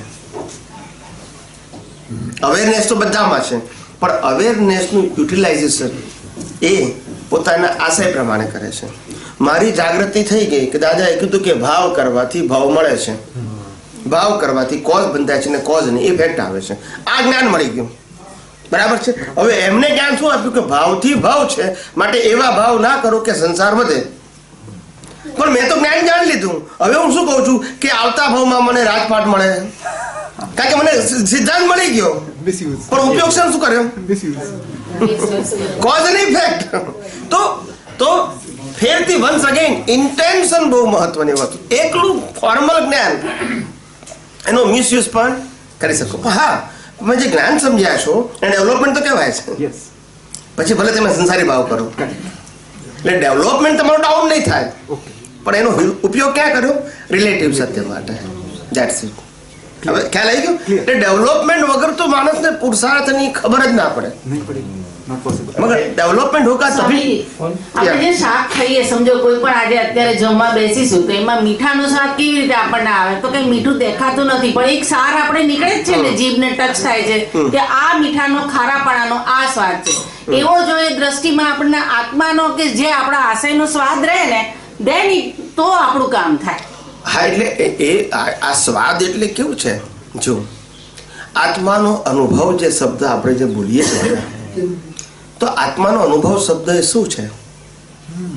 એ આત્માનો અનુભવ શબ્દ એટલે કે પોતાનું અસ્તિત્વ હોવા છતાંય દેહાધ્યાસ ન રહેવો, એ આત્માનો અનુભવ. હા, એટલે એ મીઠાની જ કેવી રીતે આમ સતત જાગૃતિ છે કે મીઠું છે જ એમાં, તો એ દર્શનમાં આપણા જે આપણે એ દેહાધ્યાસ આપણો આત્માનો અનુભવ તોડી નાખે છે, કોઈ પણ એંગલનો. મનના લેવલે, સ્પીચના લેવલે, એક્શનના લેવલે, બુદ્ધિના લેવલે, ચિત્તના લેવલે, અહંકારના લેવલે જે કંઈ પણ ફંક્શનલ થઈ રહ્યું છે એની અંદર હું રિલેટિવ સત્યથી ભરું છું, એ બધો દેહાધ્યાસ. અને એ દેહાધ્યાસ જે છે એ સનાતન સત્ય એવો આત્માને રિયલાઇઝ થવા દેતો નથી. આત્માનું પોતાને રિયલાઇઝ થવું, એનું શું પ્રૂફ શું છે? તો કે જે પોતાનો અનુભવ તે સંજોગોમાં, જે તે સંજોગોમાં થાય તે સમયે તે જીવને અંદર કોઈ પણ પ્રકારનો અંતસ્કરણ કે બાહ્યકરણના લેવલનો દેહાધ્યાસ જાગૃતિમાં સંભવે નહીં. દેહાધ્યાસ ના સંભવે. સમજાય છે? ઉકલતો ભાગ જુદી વસ્તુ છે, દ્રષ્ટિમાં દેહાધ્યાસ ના. ડેવલપમેન્ટ ટોપ થયું હોય અને કેવળ જ્ઞાન સુધી પહોંચી ગયા હોય અને એ પાછું નર્કનું ગોત્ર કેવળ જ્ઞાન સુધી પહોંચી ગયા પછી ના હોય. કેવળ દર્શન એટલે કહું છું કે બહુ ધ્યાનથી સાંભળજો. એનીવે, વાંધો નહીં. શબ્દોમાં બે Yeah. તો આપણે જ્યારે નર્કનું ગોત્ર આપણે નર્કની ગતિ બાંધી દે છે, તો ઈ ત્યારે ઈ શું એનો ઇન્ટેન્શનની જે તમે જે વાત કરો ઇન્ટેન્શનની હિસાબે નર્કમાં જવાનું બાંધે છે. જ્ઞાન તો છે, પણ જ્ઞાનનો ઉપયોગમાં જે ઇન્ટેન્શન છે, they create the new cause for the next birth. કેવળ દર્શન ફિક્સ થઈ ગયું, કેવળ દર્શન કમ્પ્લીટ થયું પછી એના જે વિચારોની ભૂમિકા જે હોય, એનો જે આશય જે અંદર રમતો હોય, એ નર્કની ગતિએ જાય એ આશય પર જઈ ના શકે. કેવળ દર્શન થયું હોય એ નવો બીજ ના પાડી શકે, પણ જે પડી ગયેલું હોય એ તો ભોગવવું પડે. પડી ગયેલું તો ગયા ભવનું કે જે હોય તે આ અવતારમાં કેવળ દર્શન થતા પહેલા જે પડી ગયું હોય એને તો તમારે ભોગવવું પડશે નેક્સ્ટ બર્થમાં. અને કેવળ દર્શન થઈ ગયું એટલે તમારે મોક્ષ નક્કી, પણ કેવળ દર્શન થતા પહેલા તમે નર્ક ગતિના કોઝ નાખી દીધા હશે તો નર્કમાં જઈ પાછા મનુષ્યમાં આવી અને પછી મોક્ષે જવાનું.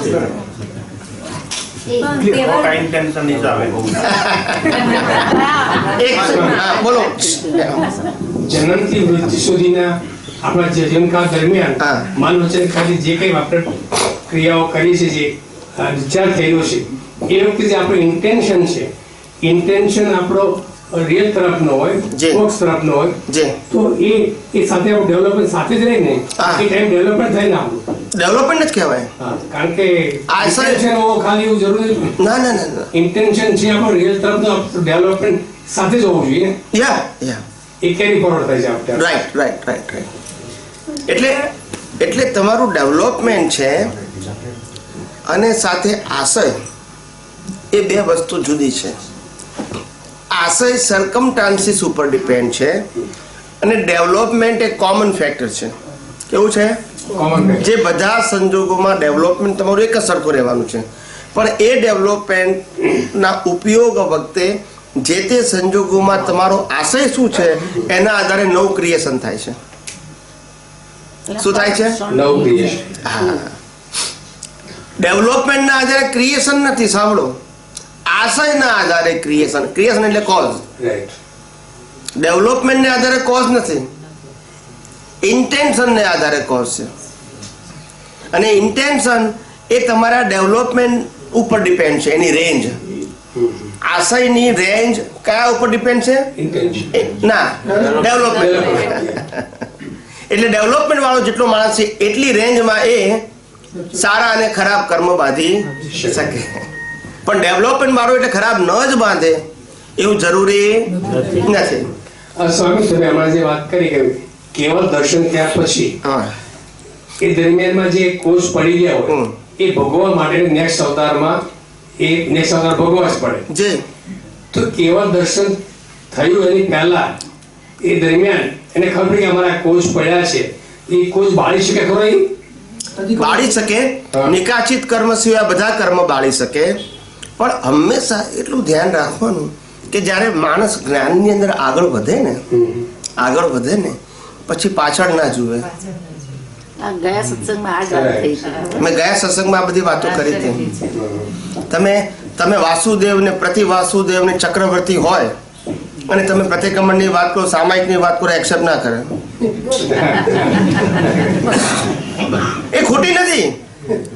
It is for the common people, it is not for the uncommon people. એ લોકો કહે છે કે નરકે જવા અમે તૈયાર છે, પણ પાછળ જવા તૈયાર નથી. અમે અમારું ડેવલપમેન્ટ વધારીશું ને મોક્ષે જઈશું, પાછળ જઈને નહીં. We are looking about the today. એટલે એ લોકોનો ઉપયોગ છે જાતનો. અને ખરેખર એટલું આગળ વધે પણ સુરવીર કહેવાય એને. પણ એ લોકો જ્ઞાનમાં સુરવીર છે, આમાં નહીં. હા, પણ એમાં કોઈ બીજ એવું પડી જાય તો પ્રકૃતિના પણ ઉદય કરવું ભારે આવે. પણ એ લોકોનું મેઇન ઇન્ટેન્શન જ્ઞાનમાં હોય, પછી એનું રિઝલ્ટ બીજી સાઈડમાં મળે, બની શકે. કાચા પડી જાય ને, કોઝમાં કાચા પડી જાય તો સતયુગમાં ને જે પ્રિન્સિપલ લો છે સતયુગમાં ને અત્યારે એક સેમ જ લાગુ પડે. બસ લો ઓફ નેચર તો સતયુગ ને કળિયુગ સાથે લેવા દેવા નથી. લો ઓફ સતયુગ અને કળિયુગ એ અહીંયા લિવિંગ કન્ડિશન ઉપર ડિપેન્ડ છે. શેના ઉપર ડિપેન્ડ છે? લો ઓફ નેચર જુદા ના હોય, લો ઓફ નેચર જુદા ના હોય, પણ લિવિંગ કન્ડિશન સતયુગમાં જુદી હોય, કળિયુગમાં જુદી હોય. પછી આ છઠ્ઠો આરો અવતાર એના કરતા વધારે વર્સ્ટ હશે, પણ લો ઓફ નેચર એ તો સરખો હોય. લો ઓફ નેચરની અંદર અત્યારે આપણે કોઈ કર્મ હોય એ કર્મમાં આપણે એવા ભાવ કરીએ એ લો ઓફ નેચરનો આપણે ભાવ મોકલીએ તો એની ઇફેક્ટ કઈ ફેરફાર થાય ખરી? વ્યવસ્થિત તો પછી બનવાનું છે, થાય ત્યાં થાય. આપણા જે ભાવ ગમે ત્યારે તમે આ લાઈફમાં નેક્સ્ટ બર્થનું કરેક્શન કરી શકો, any time. You are right to correct your exam. અત્યારે તમે એક્ઝામ આપો છો નેક્સ્ટ બર્થની, એ એક્ઝામની અંદર તમે એક્ઝામ આપી રહ્યા છો, એ આખા પેકેજમાં ગમે ત્યારે કરેક્શન કરી શકો. You have a right.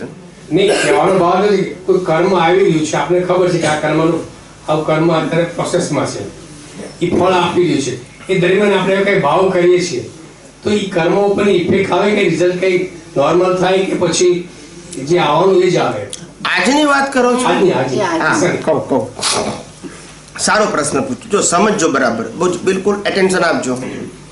કે ઘણા એક વ્યક્તિએ મને પ્રશ્ન પૂછેલો, મને કે સ્વામીજી અમને કંઈક શારીરિક તકલીફ હોય, એક્ઝામ્પલ આપું છું, અને તમે એમને કહો કે ભાઈ આ રીતની તમે પ્રાર્થના કરો, અથવા તો અમારા વતી તમે કરો, અથવા તો તમે અમને વિધિ કરી આપો. આ વસ્તુ વ્યવસ્થિત બદલી શકે છે? આ પ્રશ્ન હતો. ત્યારે મેં કીધું તમે મને પૂછ્યું તે વ્યવસ્થિત, પહેલા તમે બીમાર થયા તે વ્યવસ્થિત, મને પૂછ્યું તે વ્યવસ્થિત, મેં ઉપાય બતાવ્યો તે વ્યવસ્થિત, મેં વિધિ કરી તે વ્યવસ્થિત, તમે પ્રાર્થના કરી તે વ્યવસ્થિત, અને મટ્યું કે ના મટ્યું તે પણ આપણે એક પેકેજને જોયું તો પુરુષાર્થ લાગે. હોલ પેકેજ એ પરિણામનો એને પાર્ટલી જોશો તમને એમ લાગશે કે આ પુરુષાર્થ કર્યો, પાર્ટલી બરાબર છે, દરેકની કેપેસિટી એ પ્રમાણે જોઈએ. આ બધું વ્યવસ્થિત જ છે. Coming van cars there shadows before એવું મળી આવે એને. સારું થવાનું હોય તો એવા સંજોગો મળી આવે, ખરાબ થવાનું હોય તો એવા સંજોગો મળી આવે. પણ સંજોગો મળ્યા એ કોઝની ઇફેક્ટ છે, એ આજનો પુરુષાર્થ નથી. એટલે અહીંયા આગળ કોઈ એમ કે વ્યવસ્થિત શક્તિ બદલવાની. હમણાં એક ભાઈએ બહુ મને સરસ પ્રશ્ન પૂછ્યો હતો કે દાદા ભગવાને એવું કીધું છે કે જો તમારો નિશ્ચય હોય, તમારો જો નિશ્ચય સ્ટ્રોંગ હોય તો વ્યવસ્થિત શક્તિ તમારું બદલાઈ જાય. અને એ પ્રશ્ન હતો બ્રહ્મચર્ય રિલેટેડ હતો. શું હતો? કે તમારો નિશ્ચય સ્ટ્રોંગ હોય તો બધું બદલાઈ જાય. એટલે એ ભાઈએ મને કોટ કર્યો દાદાનું સેન્ટેન્સ, કે આ સેન્ટેન્સમાં એવું દાદાજી પ્રૂવ કરે છે કે તમારો નિશ્ચય સ્ટ્રોંગ હોય તો વ્યવસ્થિત બદલાઈ જાય. હવે આ વાક્ય છે દાદા ભગવાનનું વાક્ય. મેં કીધું આ વાક્યને તમે વાક્ય દાદાનું સાચું છે, તમે સમજ્યા છો ખોટું. દાદા ભગવાને કીધું વ્યવસ્થિત બદલાય. ઇટ ઇઝ ટ્રુ કે જેનું ફળ નેક્સ્ટ બર્થમાં એ વ્યવસ્થિત બદલાયું કહેવાય. ના સમજાયું? વ્યવસ્થિત પડ્યું કહેવાય સાહેબ. સમજાય છે? અત્યારે જે તમે ભોગવો છો એ ગયા અવતારના વ્યવસ્થિતનું ફળ છે. વ્યવસ્થિત એટલે તમે જે ચિતર્યું છે એનું આ ફળ છે. અત્યારે જે તમારું વ્યવસ્થિત બદલાયું, એ બદલાયાનો મતલબ કે રિઝલ્ટ ક્યારે આવશે? એટલે વ્યવસ્થિત તો બદલાયું કહેવાય ને. આજે હું ચોરી કરું છું અને ભાવ કરું ચોરી ના કરવાનો, તો મારું વ્યવસ્થિત બદલાયું કે ના બદલાયું? પણ હું આજે ચોરી કરું છું, રિઝલ્ટ ક્યારે આવશે? જુઓ, જ્ઞાની પુરુષના શબ્દોનો મર્મ સમજાય એટલે તો કીધું કે તમે એકલી ચોપડી વાંચો એ સ્વાધ્યાય રૂપે કરેક્ટ છે. શું કીધું? સ્વાધ્યાય. પણ મર્મ નહીં સમજાય. સ્થૂળ વાતો સમજાશે, સ્થૂળ વાતો, પણ જે મર્મ છે એ નહીં સમજાય. તમને મળ્યા પછી એટલે આમાં અનુભવીની જરૂર છે. શું છે? અનુભવી પુરુષ એટલે અનુભવી પુરુષને મળ્યા પછી દાદાની વાણી આપણે જ્ઞાની પુરુષની વાણી આપણે વાંચીએ છીએ તો મર્મ સમજાય છે, પેલા નતા સમજાતો. એટલે તમે હમણાં ઘરે એવું જ કીધું હતું કે અમને મળ્યા ના હોય અને છતાં નેટ ઉપર ઇન્ટરનેટ ઉપર જ્યારે કોઈ લોકો સત્સંગ જોવે છે સમજી શકે તો એને એટલું જ રિઝલ્ટ આપે છે કારણ કે અમારી હજી પ્રેઝન્ટ છે. પણ એન્વાયરમેન્ટ નો બેનિફિટ ના મળે એને, પણ એનું અન્ડરસ્ટેન્ડિંગ ક્લિયર થતું જાય. ઓફકોર્સ. એટલે તમે એવું પાછું ત્યારે કીધું હતું કે અમારા ગયા પછી અમારી વાણી પછી તો એની વેલ્યુ ના હોય ને. પછી દરેક વ્યક્તિ પોતપોતાની ભાષામાં લઈ જાય ને. રામકૃષ્ણ મયુરમાં જ બન્યું છે ને, દરેક પોતાની ભાષામાં લઈ ગયા. એટલે આજે એ જ ગીતા વાંચનારા અને ગીતા સાંભળનારા અહીંયા ફર્યા કરે, અને પેલા એ ત્યાં કૃષ્ણ ભગવાન કીધું પેલા મોક્ષ થઈ ગયો. એટલે ગીતા તો તેની તે જ, ગીતા બીજી નહીં, પણ ગીતાને સમજાવનારો સમર્થ પુરુષ અને સાથે સમજનારો પણ સમર્થ, આ બે હોય ત્યારે કામ થાય. એક હાથે તાલી પડે નહીં. આવું છે. આજે તમે મને સુરત મેં પૂછ્યું ત્યારે કીધું હતું કે વર્તમાન અત્યારે જે વર્તમાનમાં રહેવું એ પણ સમજાય છે અને બુદ્ધિ ભય વધારવાનું તો ચાલુ જ રાખે છે ભવિષ્યના કે વ્યવહારના. તો તમે એવું કીધું હતું કે બુદ્ધિ એના સ્વભાવ લઈને જ આવેલી છે ભય બતાડવાનો. હા, ભય સંજ્ઞા લઈને આવ્યા છો. ભય સંજ્ઞા લઈને આવેલા છીએ. ભય સંજ્ઞા છે એ ખાલી ડિસ્ચાર્જમાં એનું કામ કરી રહી છે ને જીવતો ભાગમાં ભળી જાય છે એવું થાય છે ને? ડિસ્ચાર્જમાં તો કામ કરે જ, કારણ કે એ લઈને આવ્યા છે. પણ પુરુષાર્થમાં કામ કરે કે નહીં એ તમારા જ્ઞાનના ઉપયોગ ઉપર ડિપેન્ડ છે. તમારો કેવો ઉપયોગ છે એ પ્રમાણે એની અસર થાય કે ના થાય. ડિસ્ચાર્જમાં તો રહેવાનું છે. ભય સંજ્ઞા લાવ્યો તો ભય થયા કરે આપણને, આવું થશે તો. પણ એ ભય સંજ્ઞા એ પ્રાકૃતિક ગુણ છે લઈને આવેલો, પ્રાકૃતિક, કે જે કન્ઝ્યુમ થવા માટે આવ્યો છે. પણ એ ભય સંજ્ઞાની સાથે જે પુરુષાર્થ વાળું પ્રતિષ્ઠિત આત્મા છે એમાં ભય હોવો જોઈએ કે ના હોવો જોઈએ એ તમારા ઉપર ડિપેન્ડ છે. એ ઉદય કર્મને આધીન નથી. આપણને આ એવું છે કે જો તો સ્ટીલ આ બધી વસ્તુની જડ શું છે? શ્રીમદ રાજચંદ્રે બહુ સિમ્પલ ભાષામાં કહી દીધું, છૂટે દેહાધ્યાસ તો નહીં કરતા તું કર. છૂટે દેહાધ્યાસ. આ દેહાધ્યાસ એ એટલી પાકી વરગણ છે, વરગણ. દેહ તે જ હું છું એનું જે અસ્તિત્વ છે, એ અસ્તિત્વને આધારે ઉભેલો ઇગોઇઝમ, એ બધો દેહાધ્યાસ જ છે. એ દેહાધ્યાસ એટલો ગાઢ છે કે આત્માનું જ્ઞાન અને ભાન થવા છતાં એ ભાનમાં રહેવા દેતા હોવા છતાં, કારણ કે આની પ્રત્યેનો રાગ એ અનાદિ કાળનો અભ્યાસ છે. એટલે એ અભ્યાસ ગાઢ થયો છે. અને આત્માનો જે અભ્યાસ છે એ આપણી પાસે નોલેજ રૂપે હતો, કોઈ અવતારમાં ગાઢ થયો. એટલે ગાઢ કરવો એ આપણા દ્રષ્ટિનો પુરુષાર્થ છે, એ એક્શનનો પુરુષાર્થ નથી. દ્રષ્ટિનો પુરુષાર્થ છે આપણો. એ જેટલી પાવરફુલ દ્રષ્ટિ હશે એટલું દેહાધ્યાસ ખલાસ થશે. પણ ભગવાન દેહાધ્યાસ ખલાસ થાય એટલે ફાયદો શું થાય? તો કે આ જગતની અંદર તમામ પ્રકારના સાધન, સંપત્તિ, સત્તા, સંબંધો, એની વેલ્યુ 0 થઈ જાય. શું થઈ જાય? પછી આવે કે જાય કોઈ પ્રશ્ન જ નથી ને. જ્યારે આની જ વેલ્યુ ના હોય તો આના આધારે રહેલા સત્તા, સંપત્તિ, સંબંધો અને સાધનની વેલ્યુ હોય. હવે આ વેલ્યુ તમારી દ્રષ્ટિમાં 0 થઈ ગઈ એટલે કે તમને હવે નુકસાન થશે એવું નહીં માનવાનું, ફાયદો થશે એવું પણ નહીં માનવાનું. હિસાબમાં જે હશે તે જ થશે. 0 દ્રષ્ટિ થયા પછી પણ સ્વામી, આ દેહાધ્યાસની વેલ્યુ તો 0 થાય એવું તો નથી, કારણ કે ક્યારેક કોઈ પણ ડિસ્ચાર્જમાં હોય, જાગૃતમાં તો થઈ શકે ને. એવું નહીં. જાગૃતમાં થઈ શકે. ડિસ્ચાર્જના બાળા ભાગની અંદર તો એની વેલ્યુ હોય. આપણે જાગ્રત ભાગની વાત કરીએ છીએ. જાગ્રત ભાગમાં કહીએ છીએ આજે કે મારી વાઈફ હોય, મારું મકાન હોય, મારા છોકરા હોય કે મારી મિલકત હોય તો આપણે એવું થોડું કહેવાનું છે કે એની કઈ કિંમત નથી. એવું નથી કરવાનું આપણે. આ દ્રષ્ટિનો પ્રયોગ છે. જે દ્રષ્ટિને આધારે મને રાગ દ્વેષ થાય છે એવી દ્રષ્ટિ ના જોઈએ. એટલે દ્રષ્ટિની વાત એક્શનમાં નહીં લેવાની, રિલેટિવ સત્ય થઈ જાય. ખ્યાલ? રિલેટિવ સત્યની વાત રિલેટિવ સત્યમાં, અને સનાતન સત્યની વાત દ્રષ્ટિના લેવલે કરવાની. કે ભાઈ મને પુત્ર માટે, પુત્રી માટે, પત્ની માટે, પતિ માટે, સંપત્તિ માટે, સત્તા માટે સંપૂર્ણ વૈરાગ્ય ભાવ છે. એટલે કે વેલ્યુ 0 છે. એ મારા દ્રષ્ટિનો પ્રશ્ન છે. શું કીધું?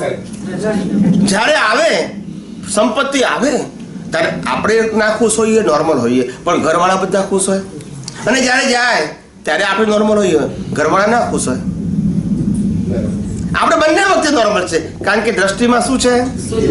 નોર્મલ છીએ અંદરથી, બહાર આ તો બતાવે ખરું. આ તો નાય બતાવે કે બતાવે, પણ દ્રષ્ટિમાં તો આપણી નોર્માલિટી હોય જ, જો જ્ઞાનનો ઉપયોગ એઝ ઇટ ઇઝ છે તો. બીજું સ્વામી, આ તમે ભયની વાત કરી, ભયનું મૂળ સ્થાન ક્યાંથી પેદા થયું? આપણા જીવનમાં ભય ક્યાંથી આવ્યો? એ અવતારમાં કે આગલા?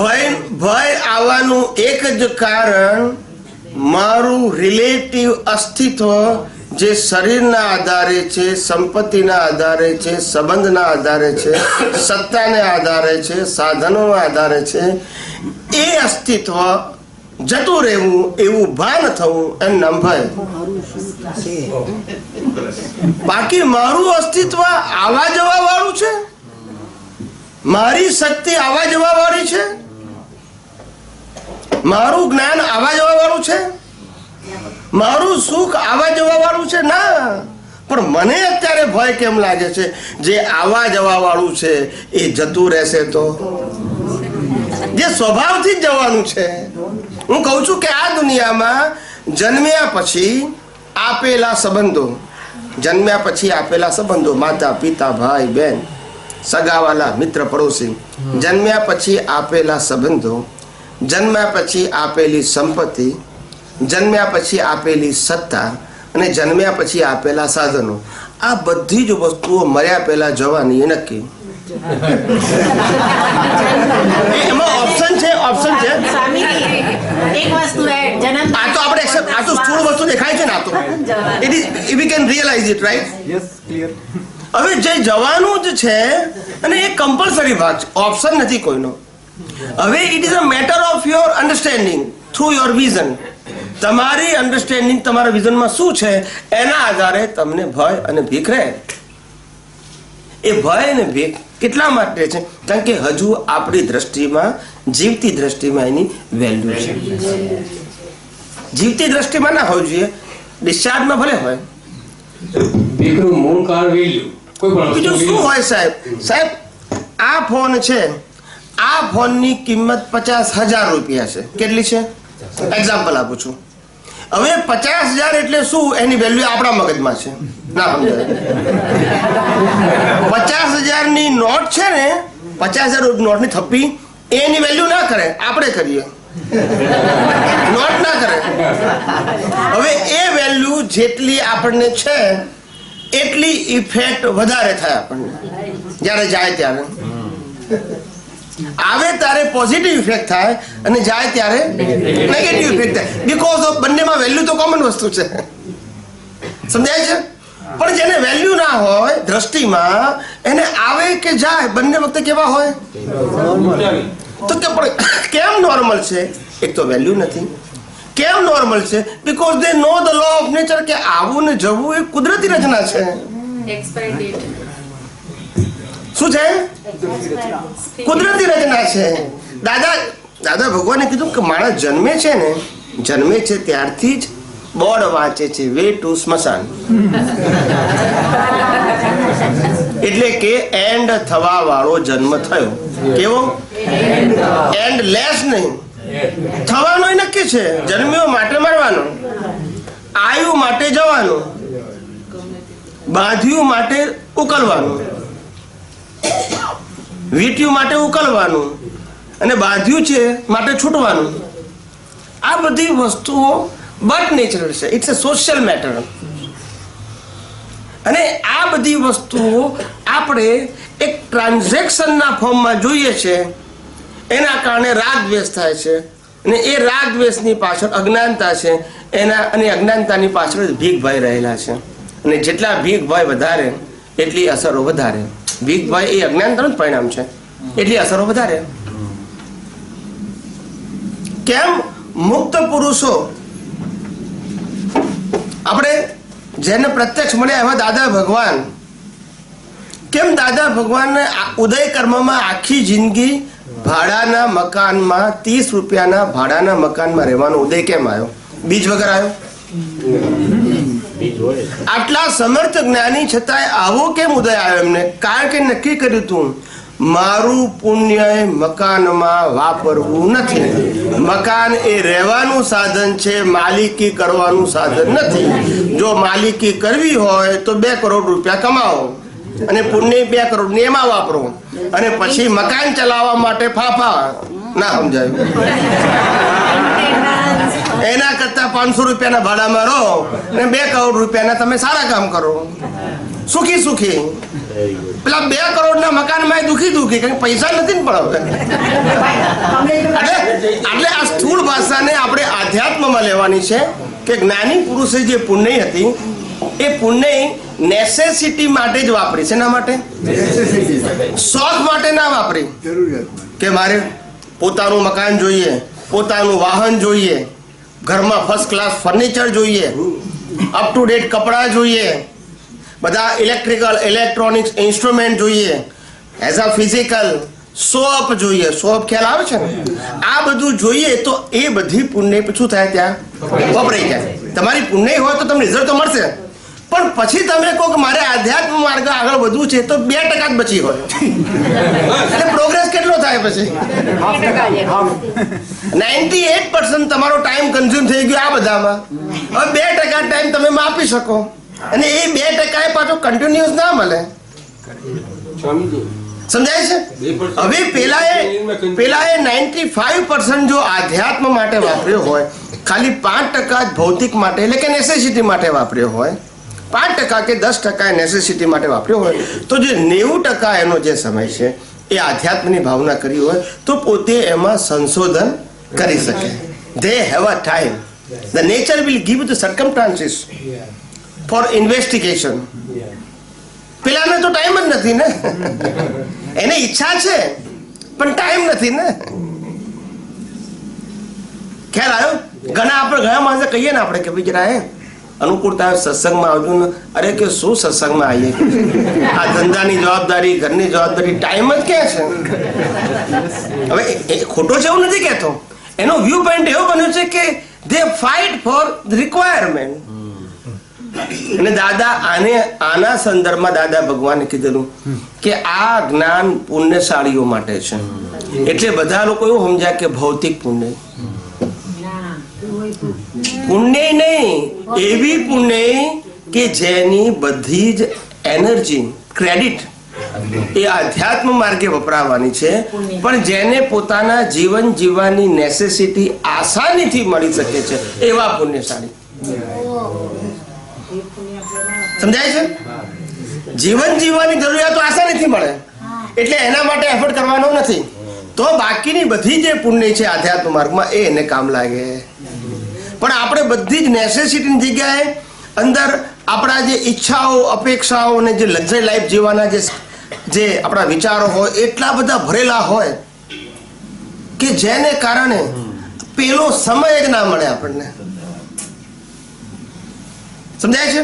ઘણા લોકો કે છે સ્વામીજી અમને એમ થાય કે અમે તો પૈસે ટકે સુખી છે, ખાવા પીવાની કોઈ ચિંતા નથી, છતાં પણ અમે કે છે જ્ઞાનમાં કેમ આગળ નથી વધી શકતા. મેં કીધું તમારી પાસે જે એક્સ્ટ્રા મની છે, એબવ મની છે, નેસેસિટી કરતાં ઘણા બધા એબવ છે, એ બધા મનીનો તમે ઉપયોગ એવો લાવ્યા છો કે રજળપાટ. પણ ભગવાન તો અમે આનંદ કરવા માટે જ, બસ તો આનંદમાં પૂરો થઈ જાય. જેના માટે આનંદ કરો છો છેલ્લે આનંદ વાળા ભાગને બાળી નાખવાનો. ના સમજાય? તમે પાછા ઝીરો ના, જો આનંદ વાળો ભાગ હાથે આવવાનો તો એમ લાગે ચલો ભાઈ આટલું તો બેલેન્સ રહે, પણ એ આપણી દ્રષ્ટિ હોતી એ આનંદને માનેલો જ હોય ને, વાસ્તવમાં તો છે જ નહીં ને. Our belief only, it is not a fact. ત્યાં શું વિજ્ઞાન? એક જ બોલો. સ્વામીજી, આપણે એક સામાન્ય માણસની દ્રષ્ટિએ જોઈએ ત્યારે મહાત્માના લેવલની દ્રષ્ટિએ તો આ જ્ઞાન મળ્યા પછી શુદ્ધ જ્ઞાનની દ્રષ્ટિ મળી, શુદ્ધ જ્ઞાનની એને એચીવ નથી કર્યું, કારણ કે આપણું ડેવલપમેન્ટ જે અધ્યાત્મ લેવલનું છે એ દરેક મહાત્માનું ઇન્ડિવિડ્યુઅલ. સાચી વાત છે. હવે એ ડેવલપમેન્ટ કોઈ વ્યક્તિ 30% એવું સમજી શકે, 40%, બરાબર. ત્રીજું જે પ્રારબ્ધનું ડેવલપમેન્ટ છે, પ્રારબ્ધ લઈને આવે છે, ઓકે, એ પ્રારબ્ધના પ્રમાણે અત્યારે સંજોગાધીન ઉકલી રહ્યું છે. બરાબર છે. હવે આપે એક બહુ સરસ એક્ઝામ્પલ આપ્યો હતો ભૂતકાળમાં કે દરેક વ્યક્તિની સંજોગોમાં ક્ષમતા હોય. રાઈટ. હવે એ ક્ષમતાના પ્રમાણે એ સંજોગોમાં એનું રિએક્શન હોય. રાઈટ. જેમ કીધું કે 1 લાખ પાઉન્ડ હોય કોઈની પાસે, તો 1 લાખ પાઉન્ડમાં 50,000 સુધીનું એ પોતે એને સહન કરી શકે, એ એની ક્ષમતા છે. કોઈને કરોડ પાઉન્ડ હોય તો લાખ સુધીના પાઉન્ડની ક્ષમતા એનામાં હોય, બેર કરી શકે, બરાબર. હવે એ દરેક સંજોગોમાં એની ક્ષમતા પ્રમાણે રિએક્શન આવતું હોય, એની ક્ષમતા પ્રમાણે. જ્ઞાનની જગ્યાએ છે, અધ્યાત્મ લેવલનું ડેવલપમેન્ટ એ પોતાનું છે, એનાથી આગળ વધવાનો એનો આશય પણ છે, પણ આ બે સંજોગોમાં એ માણસ અટવાયેલો હોય છે. એક સંજોગાધીન અને સંજોગોમાં ક્ષમતા, પછી અને ક્ષમતા પ્રમાણે રિએક્શન આવે. Okay, right. હવે મને એક એક્ઝામ્પલ આવે કે આ ધાબુ હોય તો ધાબામાં સાધારણ વરસાદ પડે ને તો લીકેજ ના થાય, પણ કન્ટિન્યુઅસ ઝાપટા આયા જ કરે ને તો ગમે એટલું એ કોન્ક્રીટ હોય, ગમે એવું પ્લાસ્ટર હોય, ગમે એવી સિસ્ટમ યુઝ કરી હોય, then it will start it. Okay. આ સંજોગોમાં દ્રષ્ટિ તો છે એની પાસે, પણ જે રિએક્શન આવે છે એ રિએક્શન સંજોગાધીન આવે છે, અને એ સંજોગોમાં આ અધ્યાત્મ લેવલ તરફથી દ્રષ્ટિમાં કેવી રીતે રાખવી અને એ તરફ કેવી રીતે પુરુષાર્થ કરવો, આ બે લેવલની વાત કરું છું, ક્ષમતા અને ડેવલપમેન્ટ અધ્યાત્મ લેવલનું અને શુદ્ધ લેવલનું જ્ઞાન એ લેવલ ઉપર કેવી રીતે આગળ વધવું એ બાબતમાં જાય. હા, જો કહું લાઇન ઓફ ડિમાર્કેશન પેલા પાડી દેવાની કે મન વચન કાયા ના ભોગવટા અને ભોગવટા પાછળ લઈને આવેલી ક્ષમતા, આ બંને વસ્તુ રેડીમેડ છે.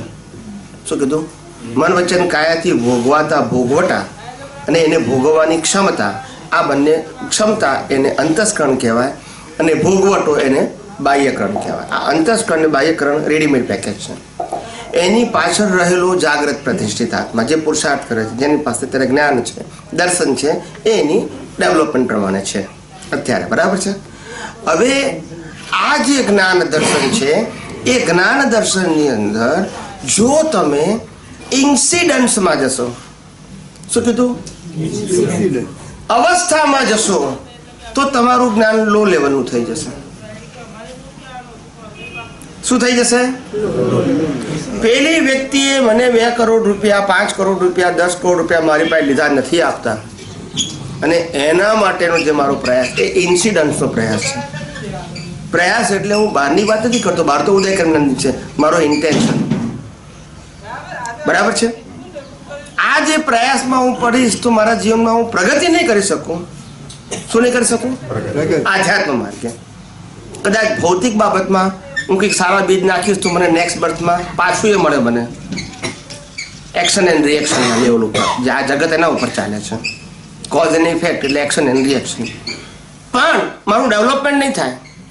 મારે એ નથી જોવું કે સામેવાળી વ્યક્તિ કેટલી સ્ટ્રોંગ છે, પોઝિટિવ કે નેગેટિવમાં, લેવડ દેવડમાં, સમજાય છે ને, ડીલમાં.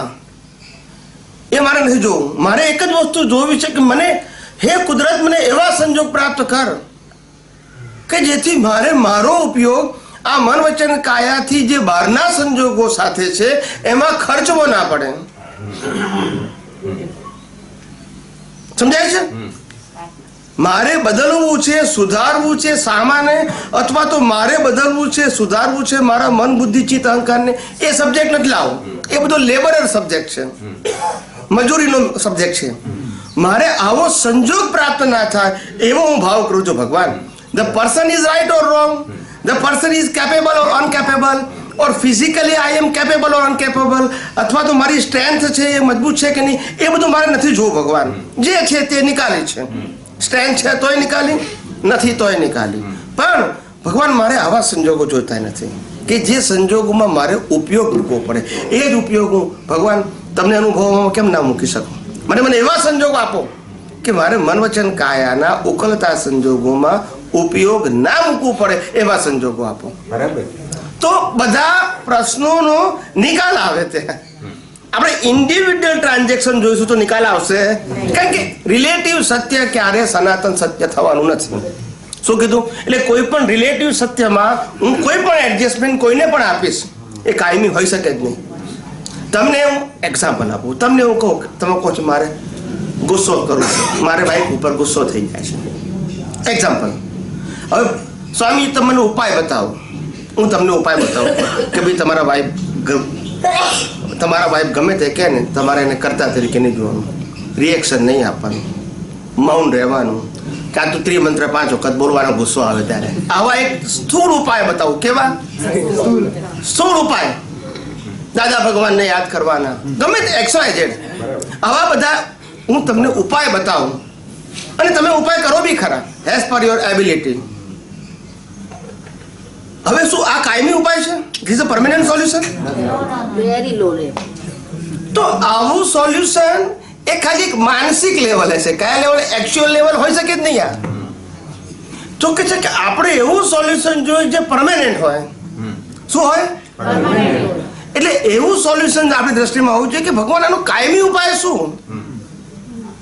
મારે હસબન્ડને ખરાબ કહેવા પડે, વાઈફને ખરાબ કહેવા પડે, છોકરાઓને ખરાબ કહેવા પડે, મિત્રો, સગાવાલા, પડોશીઓને ખરાબ કહેવા પડે, એના કરતાં મને ભગવાન એવા કેમ સંજોગો ના મળે કે જેથી મારે કોઈને ખરાબ કહેવા નહીં પડે અને હું પરમાત્માને જો મારું મૂળ પદ છે એને હું ખુલ્લું કરવા મારું જ્ઞાન દર્શન ખર્ચું.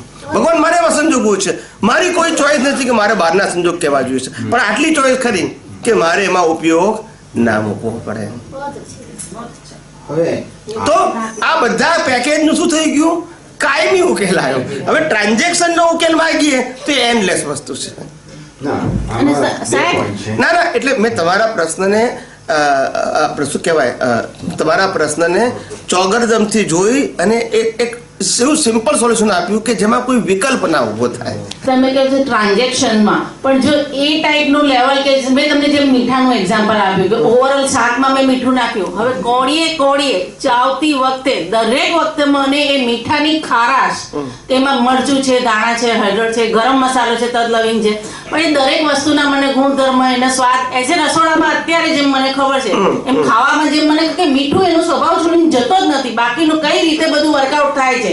અને આ વ્યવસ્થિત જે દાદાએ આપ્યું છે એ જો તમે કહો છો ને કે પર્ટિક્યુલર સંજોગોમાં કે ઇન્સિડન્સમાં, પણ જો મીઠું મીઠામાં જ રહે તો એને આખું બધું દેખાય જ કે આ જે તજનો સ્વાદ આવ્યો, આનો સ્વાદ આવ્યો, આનો, એટલે બધા જ સંજોગો, બધી જ વસ્તુ પણ મીઠું મીઠામાં જ છે, એ એની ખારાશપણો છોડતો નથી. એમ હું શું શુદ્ધાત્મા છું તો મને મારો અનુભવ છે. તો બાકી બધું જે છે તો તમે કહો છો ગુસ્સો ના કરો, આમ ના કરો, પણ જો મને દેખાય તો પછી સવાલ જ નથી. એટલે હું દરેક કોડિયામાં એક માઇનોર સેકન્ડમાં, એક શ્વાસના પલમાં સમયે હું મીઠામાં રહી શકું છું. એટલે આમાં શું થાય, આમાં તમે જે એક્ઝામ્પલ આપ્યો ને એ સરસ આપ્યો, પણ આ એક્ઝામ્પલ બધાને ખ્યાલ ના આવે કે હાઉ ટુ એપ્લાય ઇન આધ્યાત્મમાં. એટલે આપણે શું કહીએ, જેમ મીઠો એનો સ્વભાવ છોડતો નથી એમ આત્મા પણ એનો સ્વભાવ છોડતો નથી. એટલે ખ્યાલ આવે કે ભાઈ મીઠું જો ખારાશ છોડતું નથી તો મારો સ્વભાવ કેવી રીતે છોડી શકું? છોડતો જ નથી. ફક્ત મારી બિલીફ છે. કઈ બિલીફ છે? મારી બિલીફ પ્રકૃતિના પક્ષની છે. એટલે મને એમ લાગે છે કે મારો સ્વભાવ બદલાઈ ગયો, પણ એ પ્રકૃતિનો સ્વભાવ છે. એટલે જે આઈડેન્ટિફાય થવું જોઈએ, એટલે જે આઈડેન્ટિફાય થવું જોઈએ એ જ કહું છું કે હું આપણે દરેક વસ્તુને તમે પોતે એઝ અ થિંકર તરીકે દરેક વસ્તુમાં તમે એક ઉપયોગ મૂકો, બીજી કોઈ લેબર ના કરો, ઉપયોગ મૂકો, એનાલિસિસ કરો, એટલે તમને ખ્યાલ આવશે કે આપણે ક્યાં અટકેલા છે. શું છે? ક્યાં અટકેલા છે. અને એ અટકેલા ભાગમાં એવું એનાલિસિસ કરો કે એનું પરમેનન્ટ સોલ્યુશન મળે. સાયન્સના લો ઓફ નેચરમાં છે. શું કીધું? વ્યવહાર સત્યમાં નથી પરમેનન્ટ સોલ્યુશન, ટેમ્પરરી છે, પણ લો ઓફ નેચરમાં પરમેનન્ટ સોલ્યુશન છે. અને એ જો આપણને જાતે સર્ચ કરતા આવડે, પછી એને યુઝ કરતા આવડે થ્રુ અવર વિઝન, અને રિયલાઇઝ કરતા આવડે તો આપણો ગ્રોથ ફાસ્ટ થઈ જાય. અંદરની વાત કરું છું, બહારમાં તો ગ્રોથનો પ્રશ્ન આવતો નથી. એટલે દરેક આપણી જે એનર્જી છે, આત્મા પોતે અનંત શક્તિ વાળો છે, અને અનંત શક્તિ હોવાથી એ તો પ્રત્યેક મોમેન્ટે એની શક્તિઓ પ્રેઝન્ટ થયા કરે છે. આ બટ નેચરલ પ્રોસેસ છે. કેવી છે? એટલે એને શક્તિ આપવી કે ના આપવી ઓપ્શન છે જ નહીં. It's a flow. હવે એ ફ્લો આપણે ક્યાં વાપરવો એ આપણા ઉપર ડિપેન્ડ છે. સ્વામીજી, આપનો પોઈન્ટ એક્ઝેક્ટ છે, સમજી શકાય છે, પણ એ જે કન્ટિન્યુઅસ જે અસ્તિત્વનું, વસ્તુત્વનું જે ભાન અને વસ્તુત્વના ગુણો, એ લેવલ સુધી હજુ મહાત્માઓની લેવલ નથી આવી. મારો પ્રશ્ન એ છે કે આ સંજોગોમાં જે ક્ષમતા પ્રમાણેના જે ઇફેક્ટ્સ આવી જાય છે, એમાં દાદાએ બહુ સારો એક્ઝામ્પલ આપ્યો કે એક વાંસ હોય, એ વાંસ અમુક વાવાઝોડામાં અમુક નમે ખરો, અમુક પાછો સીધો થઈ જાય. એ વાવાઝોડામાં નમવું એ એક જાતની સંજોગોની અસર છે. અને જે તટસ્થ રહેવું, એના પોતાના સ્થાનમાં મૂળ સાથે જોડાઈ રહ્યો, બરાબર, એ એની દ્રષ્ટિ છે, એ આવી જાય, પ્રતિથી આવી જાય છે. પણ આ જે સંજોગો ઉભા થવા, એ લેવલમાં ઇફેક્ટ્સ થવી, એ ડેવલપમેન્ટને તમારે જે આધ્યાત્મિક લેવલમાં ડેવલપમેન્ટ લાયા છો એને આગળ પડતું લઈ જવું, ત્યાં આગળ ખરેખર પુરુષાર્થ છે. એ તો છે.